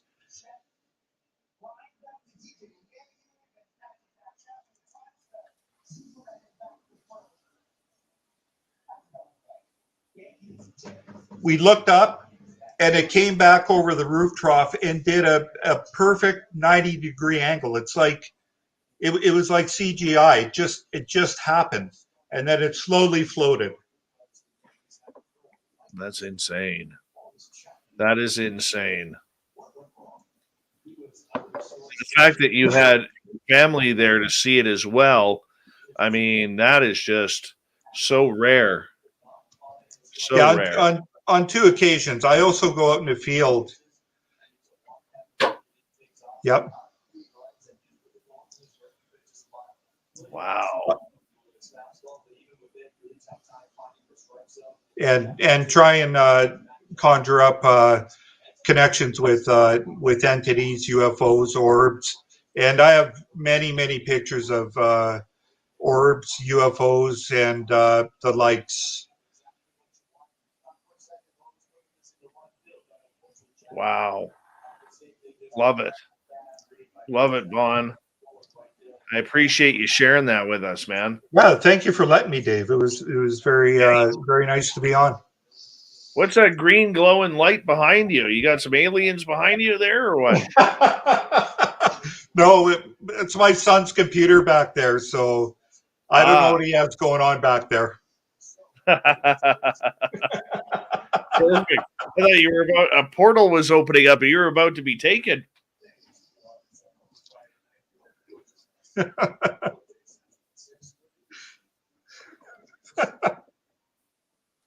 Wow. All right, buddy. I will send you back to your computer. Okay, thank you. You just recently found us, and yep. And I want to say thank you for coming on in. You're here every night, and very much enjoy you participating in our room, man. Okay. Thank you.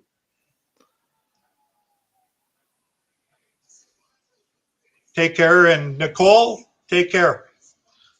All right. That's Vaughn from the chat room, everybody. Vaughn from the chat room. How awesome is that? Who else wants to join us? I'll put the link up. Who else wants to join us? Right there.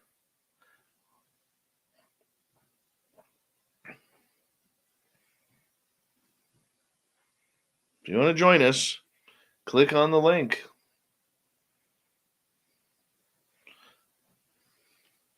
My hair feels so soft today. I got it trimmed.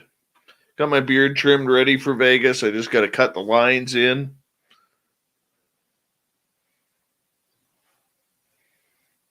My hair is ready.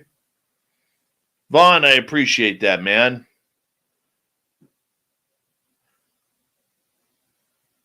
Body attack. Got nothing to say. Just good morning.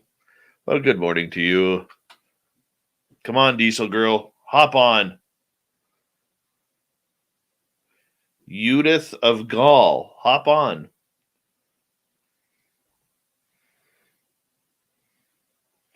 Thank you, Nikki. Justin, I have an incredible lady who does my hair here. She actually put me to sleep this morning. I went in at 9 o'clock this morning, and the sound of the clippers, it's white noise, and I just passed out. I passed out. I woke up about 9:45. I apologize for falling asleep. You know it's a good haircut when you fall asleep. I don't even remember her combing my hair. Total ASMR, man. Total ASMR. It's funny, the lady who owns the salon there, or the barbershop there, she's like, me and my hubby want to go to Vegas with you guys and party so bad, but we just can't this year. I'm like, next year. She's like really into the woo. I didn't trim my beard. The lady at the salon did. I just got to cut in the line so it doesn't look like I got a big white double chin under there. You know, the camera adds like 10 pounds. In my case, it's like 25.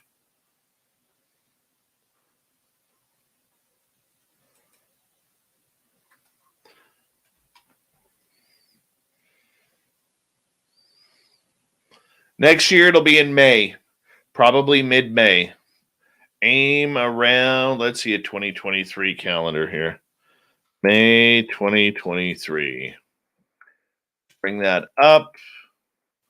And probably the weekend of, let's see, my birthday is on a Wednesday. Probably the weekend of the 12th, 13th, 14th. That'll probably be the weekend.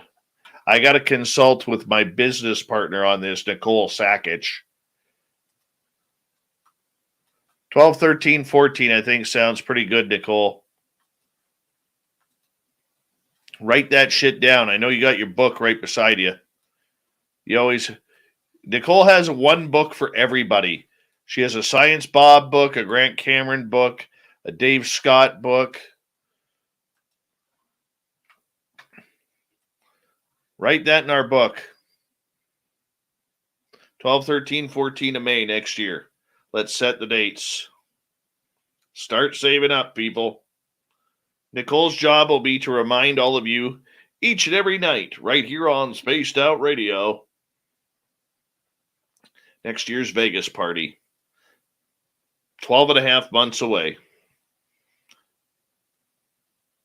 No, 13 months away. Today would be the end.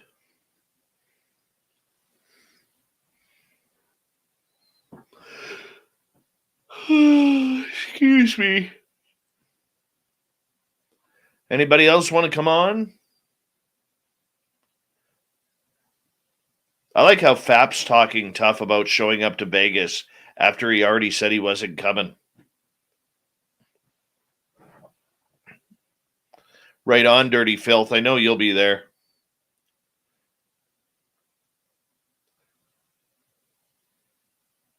JG Hartwell, are you coming to Vegas this year, man? Are you in? I think you are, aren't you?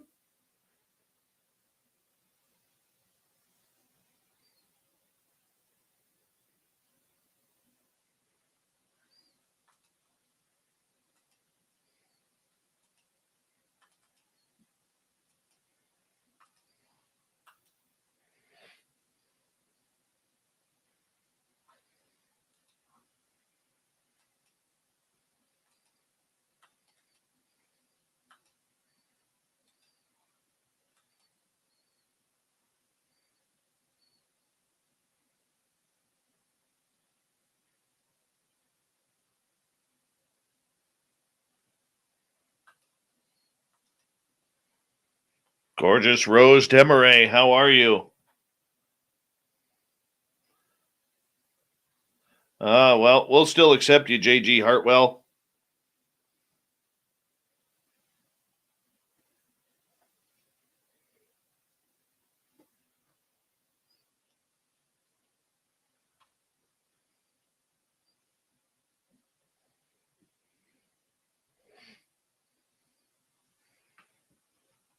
Well, the good part about it is if Fap shows up, we'll see him from a mile away with his landing pad of a flat head.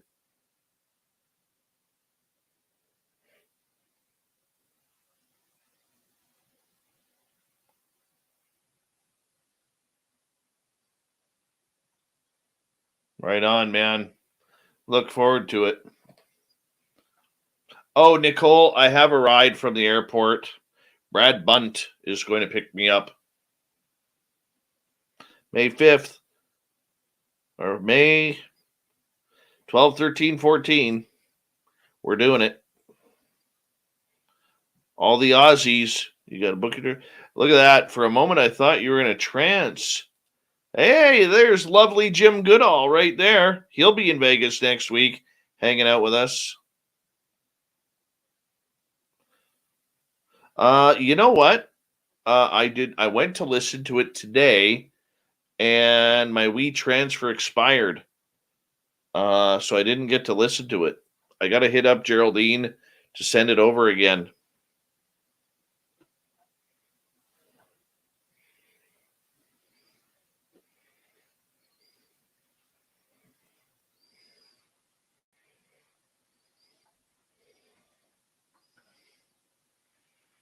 Peppa H, how you doing?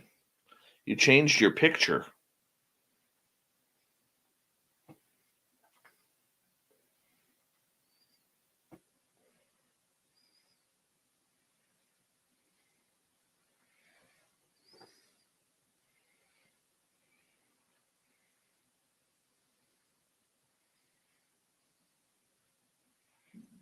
That's what Dave would look like with short hair.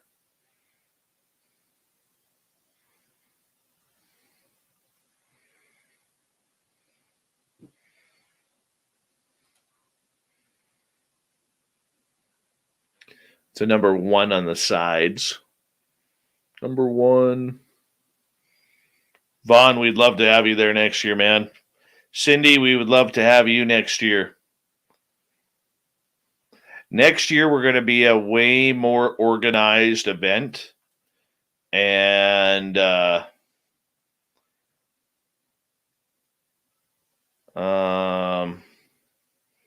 we are going to, Nicole and I are going to plan out some real badass stuff. But we are going to hold next year a 1-day conference and dinner. So we're only going to have there hopefully be just as many guests, special guests next year, but we're only going to have certain ones speak. And I think it's going to be incredible. I really do. So we're not going to do a live show next year. We may go live, but we're not going to. Hold on. Did I just screw that up? I totally did. Hold on. I'm not concentrating here. Move those over here. There we go. So we're going to do probably a 1-day event next year, and a buffet dinner afterwards, and like a bunch of Q&As and things like that. I think next year, like I said, it'll be a lot more organized. Like we went in totally blind this year, and I'm surprised so many people are coming, and I'm excited about that. So next year, the goal is to kind of have 1 paranormal, 1 cryptid, and a couple of Bigfoot people. And we'll spread it out throughout the day. And from there, what we'll do is we'll have some real cool stuff for everybody. And it would be cool. Oh, bullshit, Jim. Look at Jim Goodall here bullshitting us. I'm no one special, just a guy who loves spooky airplanes, things that go bump in the night and the unknown. Bullshit, you're a bloody legend. You are a bloody legend. So don't even go there, Jimmy. You're a bloody legend, and I love you for it, man. You're one of the greatest parts of ufology. And don't even try and argue with me on that. You're staying at Nellis. Oh, very cool.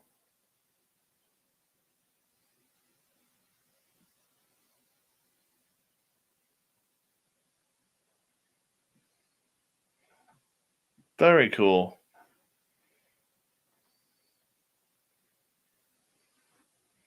So yes, it'll be fun. We'll choose it properly, and like next year we'll have promo codes for hotel rooms for people, and I mean, this is stuff that I've already talked to the Golden Nugget about for next year, and like if they might even open up a lounge for us as an event if we get enough people. they may open up a lounge for us just so that way we can have our own kind of nightlife area there. Yeah. Gorgeous Gloria, you better plan for next year. But yeah.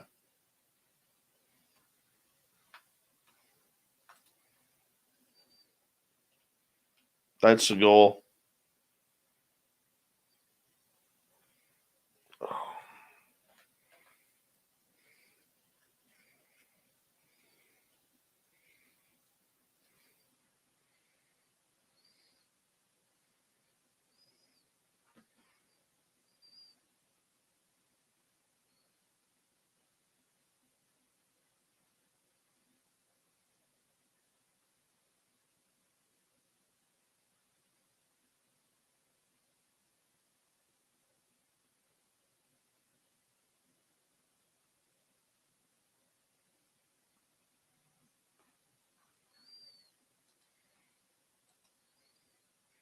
Dirty Filth already has it on his schedule. That is awesome. Oh, that is awesome. Hell yeah. Filthy, when are you coming in? Are you coming in Thursday or Friday?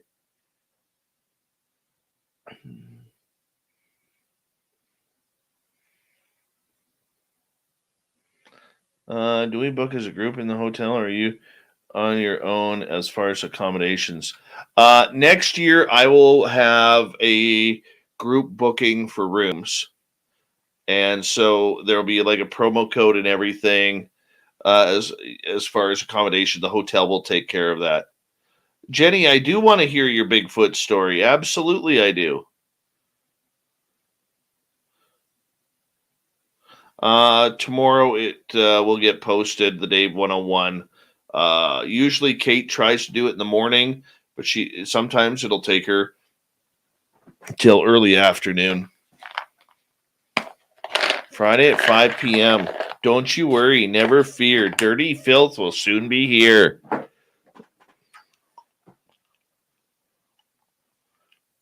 God bless her, Jimmy. We'll see you next week, buddy.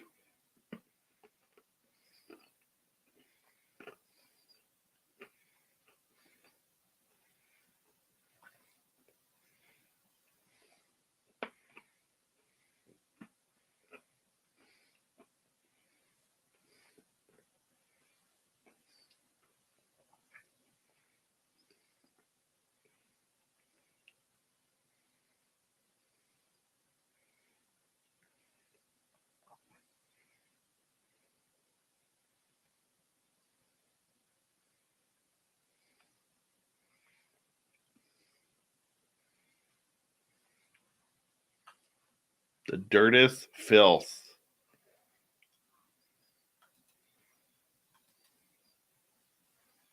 Yeah, next year we'll make it fun. I mean, not that it's not going to be fun this year. It's going to be a freaking blast. About 141, Vaughn. 141.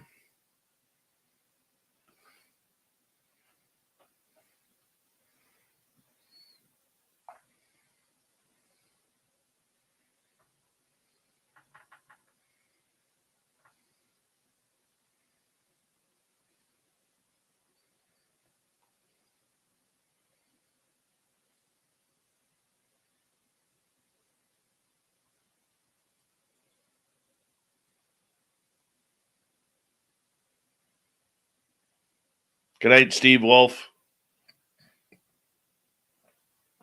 Filth is giving away a signed autograph cartoon. I usually get anxious, Vaughn. I usually get anxious when I know they're around. You feed off the energy, which is incredible.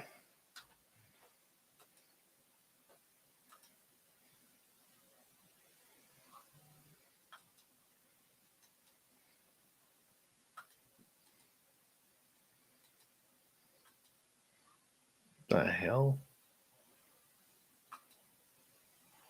Why will this? Weird. It wouldn't close.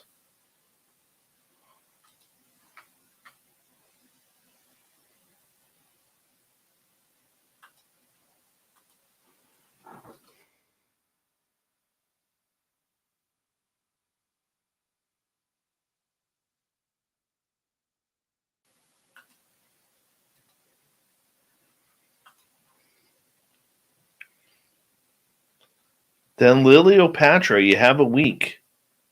Just show up. Tomorrow morning, I don't have to get up. I don't have to set an alarm for 3 days. No,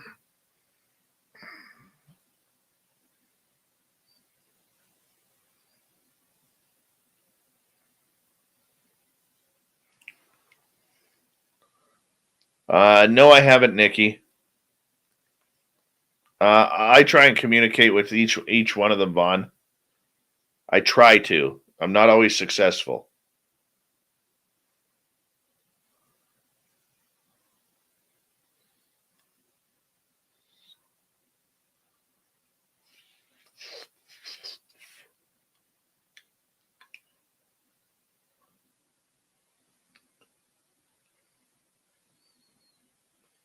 I'm so happy to be off.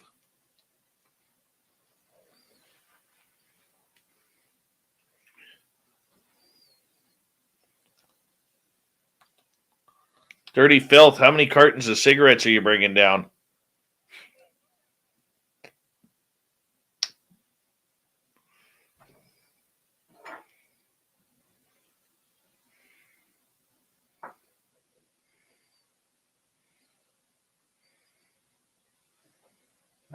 Oh, here you go, Jenny.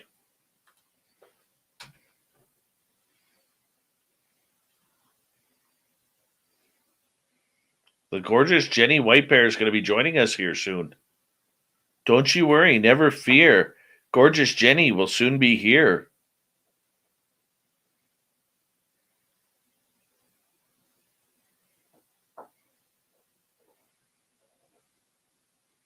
Well, you're going to be hitting the Marlboros or the Camels, aren't you?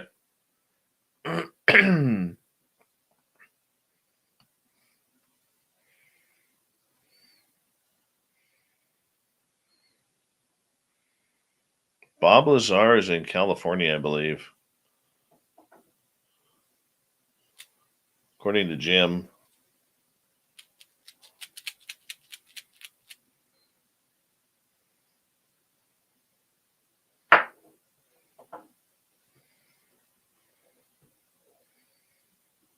I believe most are benevolent, Vaughn. I've had a couple of badasses that I've had to deal with.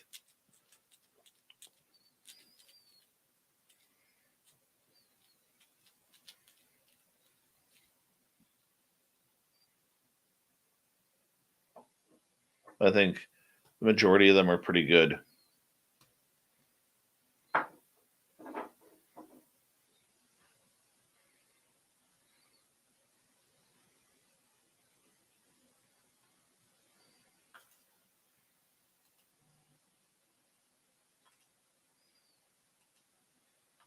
I'm waiting for Jenny.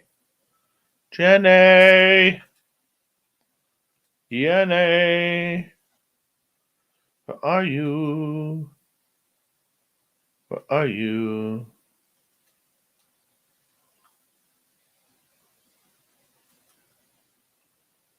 Bob Lazar, I believe he's telling the truth.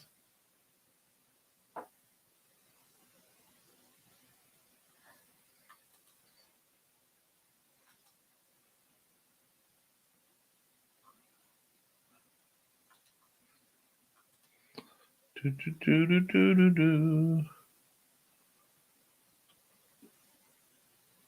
Do, do, do, do, do, do.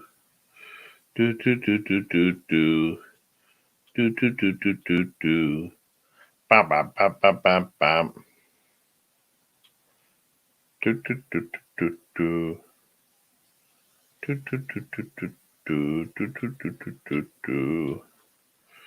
Ba, ba, ba, ba, ba, ba. Do, do, do, do, do. Do, do, do, do, do. Do, do, do, do, do, Most of my sightings happened in Mission, British Columbia.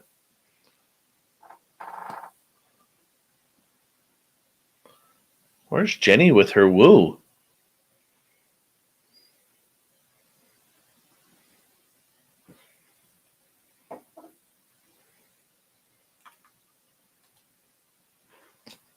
Try again there, Jenny. Are you using Google Chrome?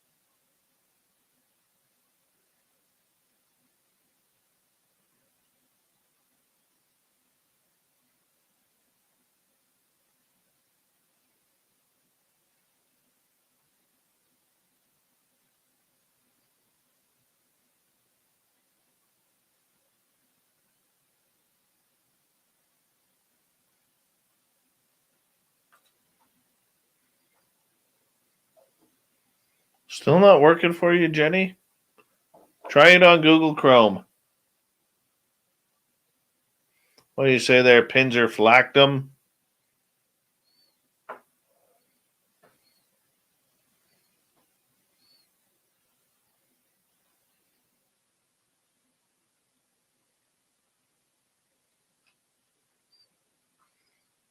We should actually do a quick check here on Namibia.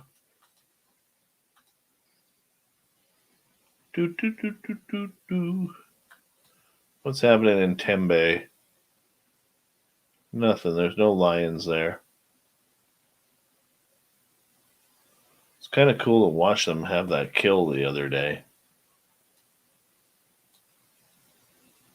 Oh, we got wildebeest. Hold on. Hold on. The wildebeest are around. There we are. There's the gnu's.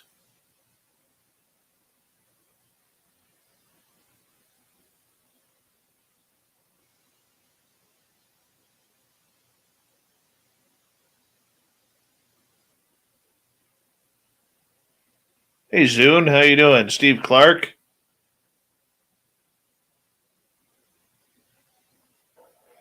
Steven, bring that up on April 28th when Lou is here.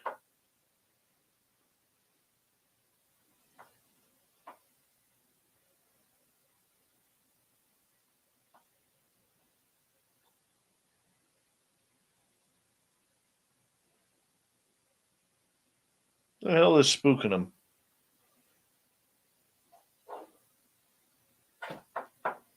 See who is.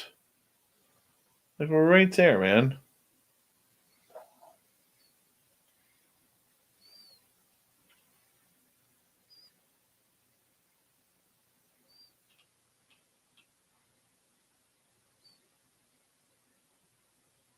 Oh, they must have had some rain.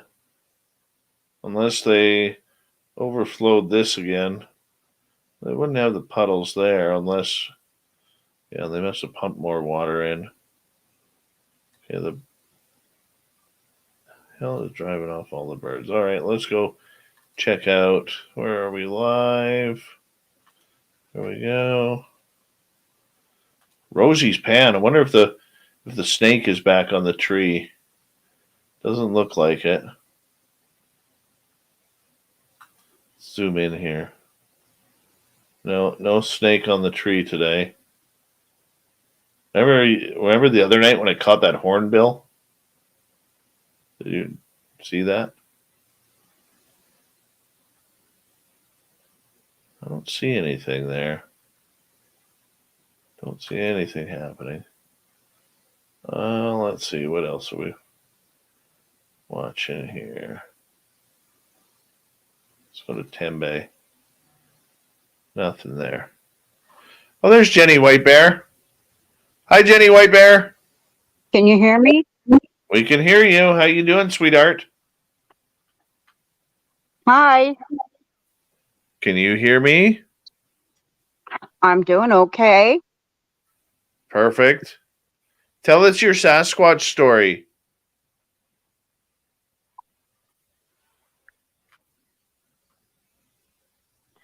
Well, this happened in the summer, and I was about between 3 and 4 years old.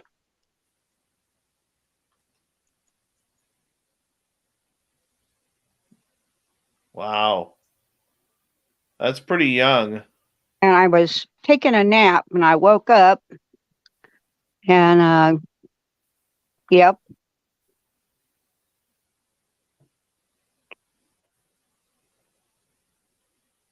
And nobody was around, so I got up and went out to the barn. Dad was working in the barn.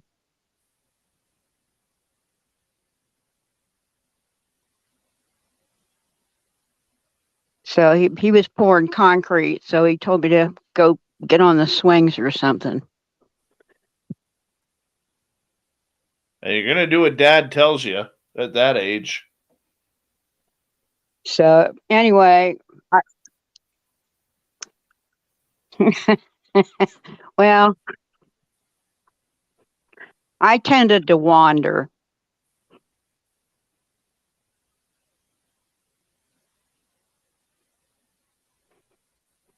I figured my mom was back picking blueberries because it was that time of year. Where did you wander to? So I went walking. Well, there was we had 200 acres.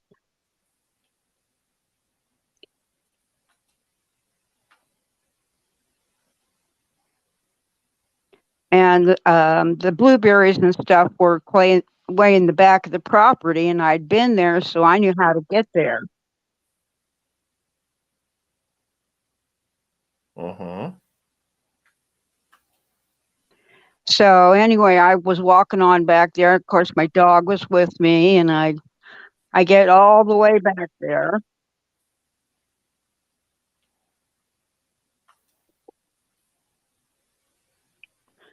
And all of a sudden, I'm back there, and of course, there's no sign of Mom. So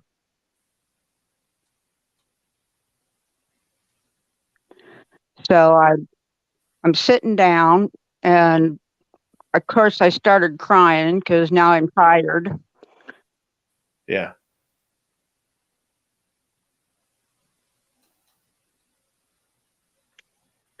And you know how tall the grass and stuff is back in those hills and stuff, and I couldn't see where I was. Right. So then I figured I was lost. Jenny, what time of day was this? It was probably like 1, 2 o'clock. Wow. So middle of the day, you get lost on your property after not listening to Dad and going into this and going to play on the swings. What do you think happened? Or what happened next?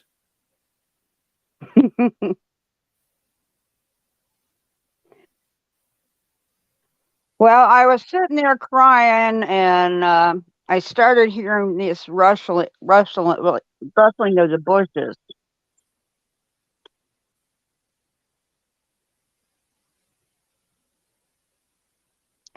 And so I'm looking because I can hear something's moving around and I can tell that it's kind of big. And I thought, well, maybe my dad.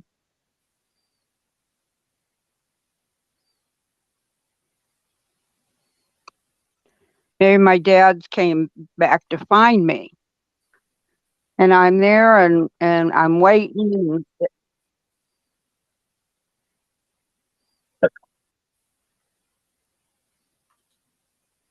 I'm sitting there and I'm looking around and all of a sudden I see these brown hairy legs. Oh my goodness. How close were they to you?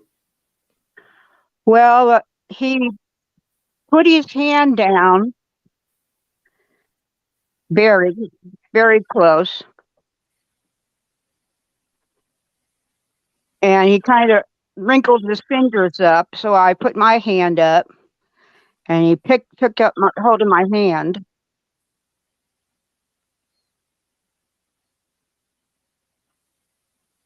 And he lifted me up off the ground and was holding me.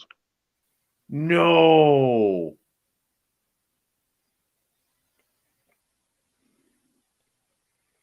No friggin' way. And he starts walking a little ways. And, yeah, I wasn't afraid for whatever reason. Yeah. Jenny, are you First Nations? A part way my my great grandmother. My great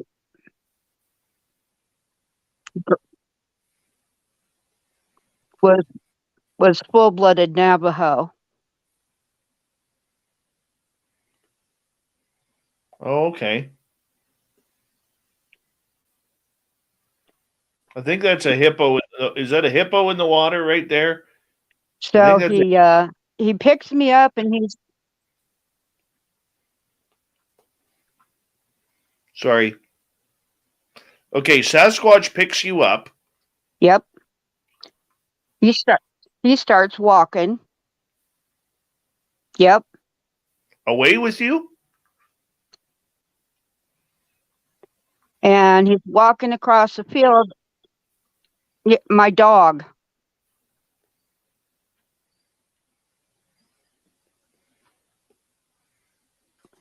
He's there, and he wasn't upset either, which is, he was my big main protector.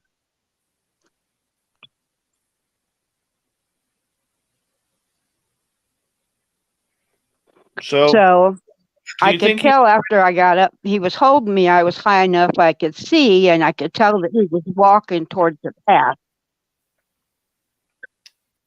Do you think he was trying to kidnap you?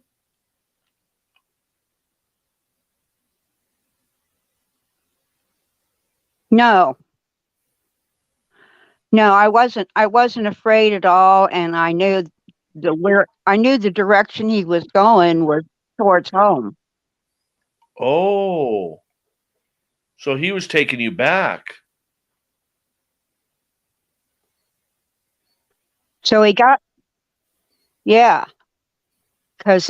we got out on the trail, and I tried to get down, and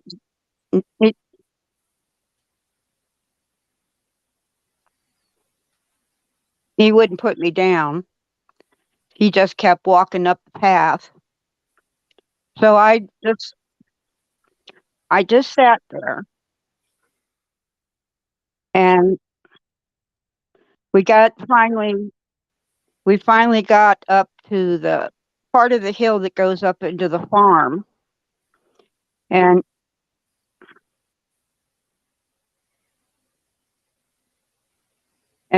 so then he put me down, and I'm standing there and I'm looking at him,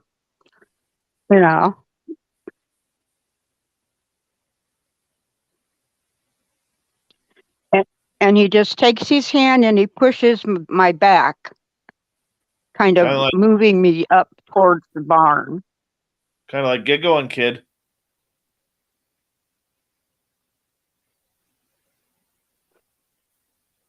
Yeah, it's like, okay, you're home. Wow, Jenny. How big was he? He he had he had to be at least 8 feet tall. Because when I was sitting on the ground and I looked up, I couldn't see his face until he got me up there.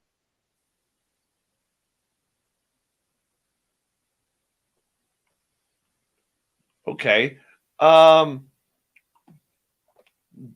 do you remember what he smelled like? He just he just smelled like woods and dirt. Hmm. Did he make any noise or try talking to you? He made some little grumbling sound. And what was He, your dog doing at that time? and everything, and he was right there walking behind us. So the dog Right. was calm too. Yeah, he kept petting my hair. I had real long. Yeah, the dog was fine. What did the hands feel like? Were they oily? The hands were, yeah, they were felt sticky, kind of a sticky feeling, and his face was dark. It was darker than his hair. His hair was kind of a reddish.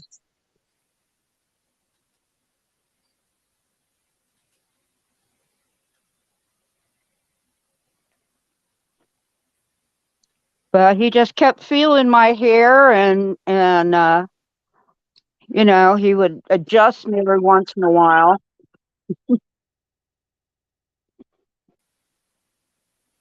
That is so interesting. But he took me home, and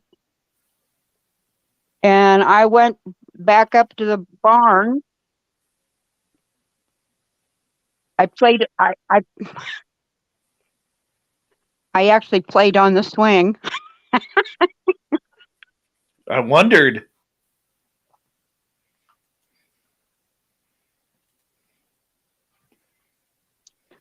Yep. I never told him about it. I never told my dad or anybody because I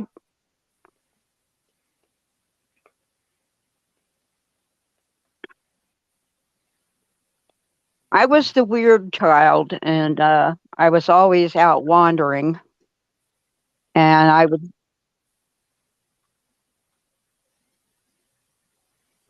and I would see weird stuff and go home and say, "Here, this is what I saw," and they'd say, "Oh, you're lying." They see the whole liar thing. The whole liar thing. Yep, yep. And when you're 3, 4 years old, when you already gotten it that early, you learn to just shut up. Very true. Very true. But I think my dad was aware That this thing had picked you up? because I would see him. Well, because I used to tell my dad about the monkey that looked in my window, Oh, wow.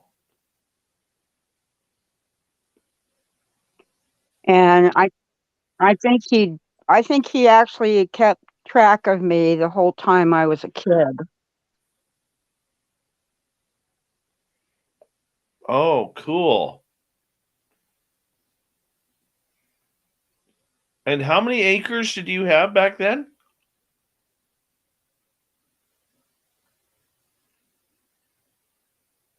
There was about 200 acres, plus our land backed up to a huge private reservoir.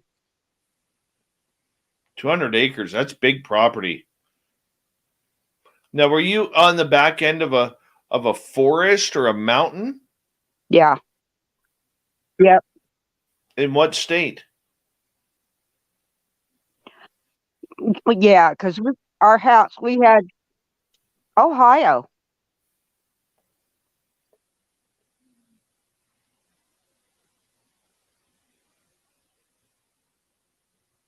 Up Portage County, and that's getting up close to Pennsylvania. Mm-hmm.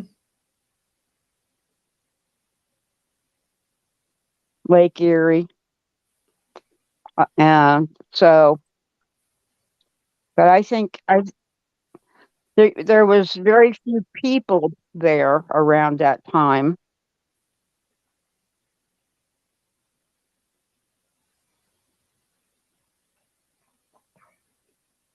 And, were you right on that West Virginia border too?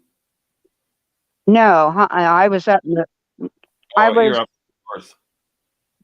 No, I was up in the northeast corner. Right. Yeah, northeast. And it runs right into Pennsylvania and the mountains. So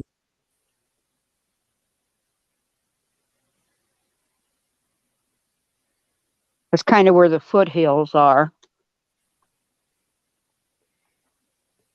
Oh, hold on one second. Is that a hippopotamus right there? Could we see an elephant and hippopotamus brawl right now? Coming up. I want to see this.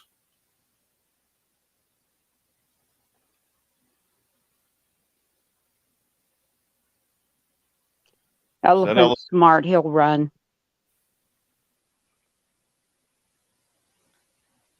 We almost saw a brawl here, people.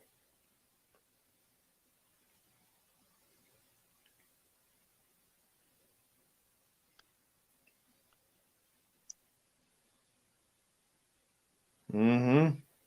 That would have been a good fight. Jenny, I'm so excited to talk with you. It's like our first time.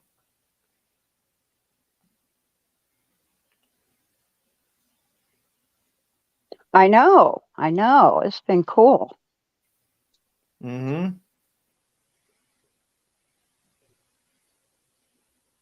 Very cool. Did you ever see that Sasquatch again? Yes, I would see him every once in a while.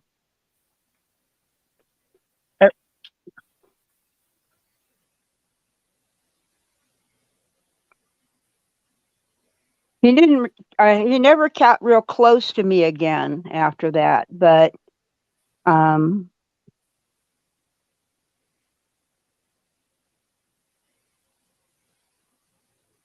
it was like he was just kind of keeping track on where I was, and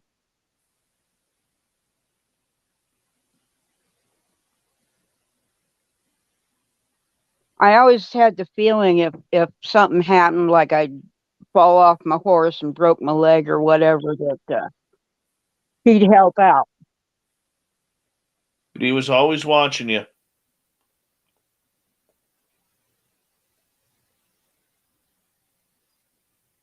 Yeah.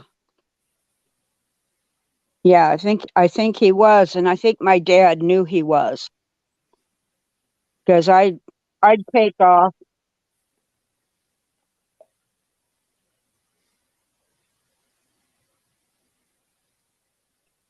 And be gone in the woods someplace by myself and with the dog, and mom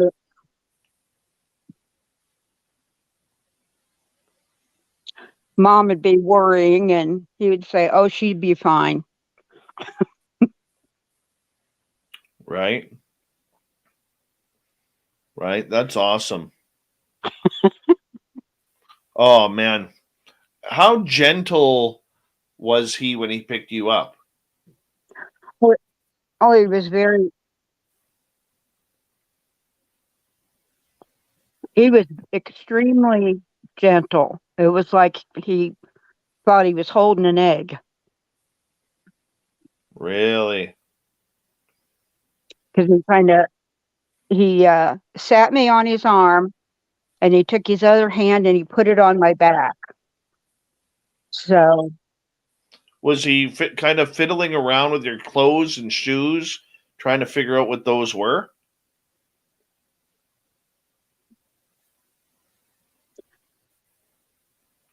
well, he was checking everything out. He was checking me out, and he was looking at my ears.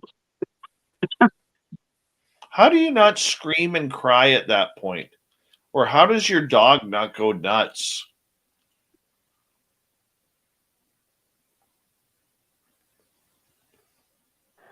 Well, I think he didn't because I didn't, and I didn't so much because the dog didn't get upset.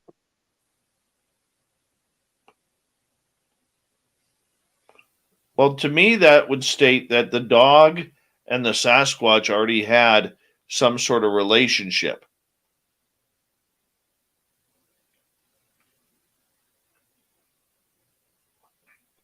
Well, I'm sure he used to, he'd go run in the woods when I wasn't around. Mhm.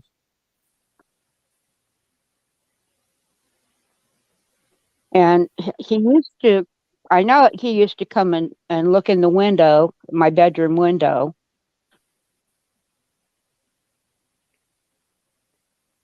Right. So his smell probably wasn't too odd to the dog. Makes sense.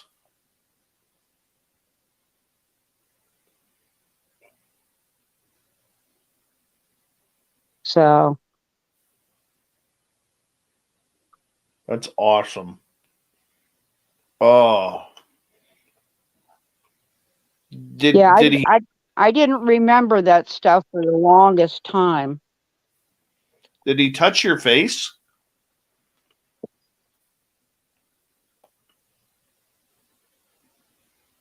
Oh yeah. Yeah, he would just take his fingers and pat my cheek. Right.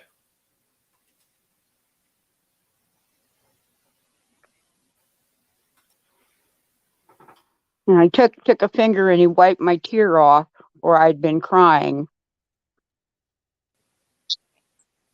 Did it seem more animal than human to you?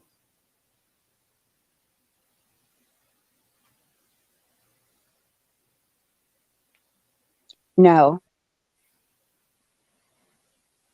No. Ouch.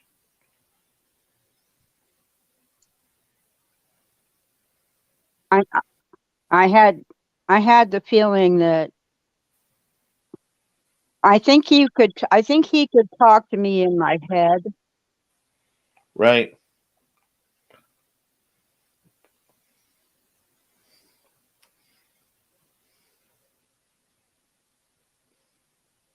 So, but that was my Bigfoot experience. That is awesome, Jenny. Thank you so much for sharing that. Well, you're quite welcome. And I love what you do for us on a nightly basis. That means a lot.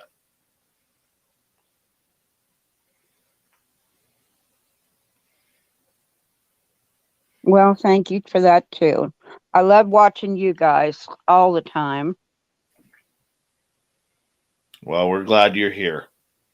Jenny, I'm going to let you go because I'm going to be logging off here. I hear my dogs getting restless upstairs.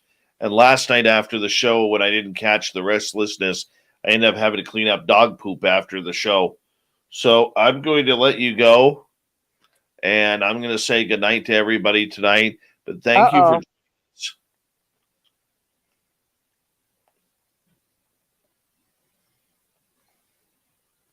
Really appreciate you, Jenny.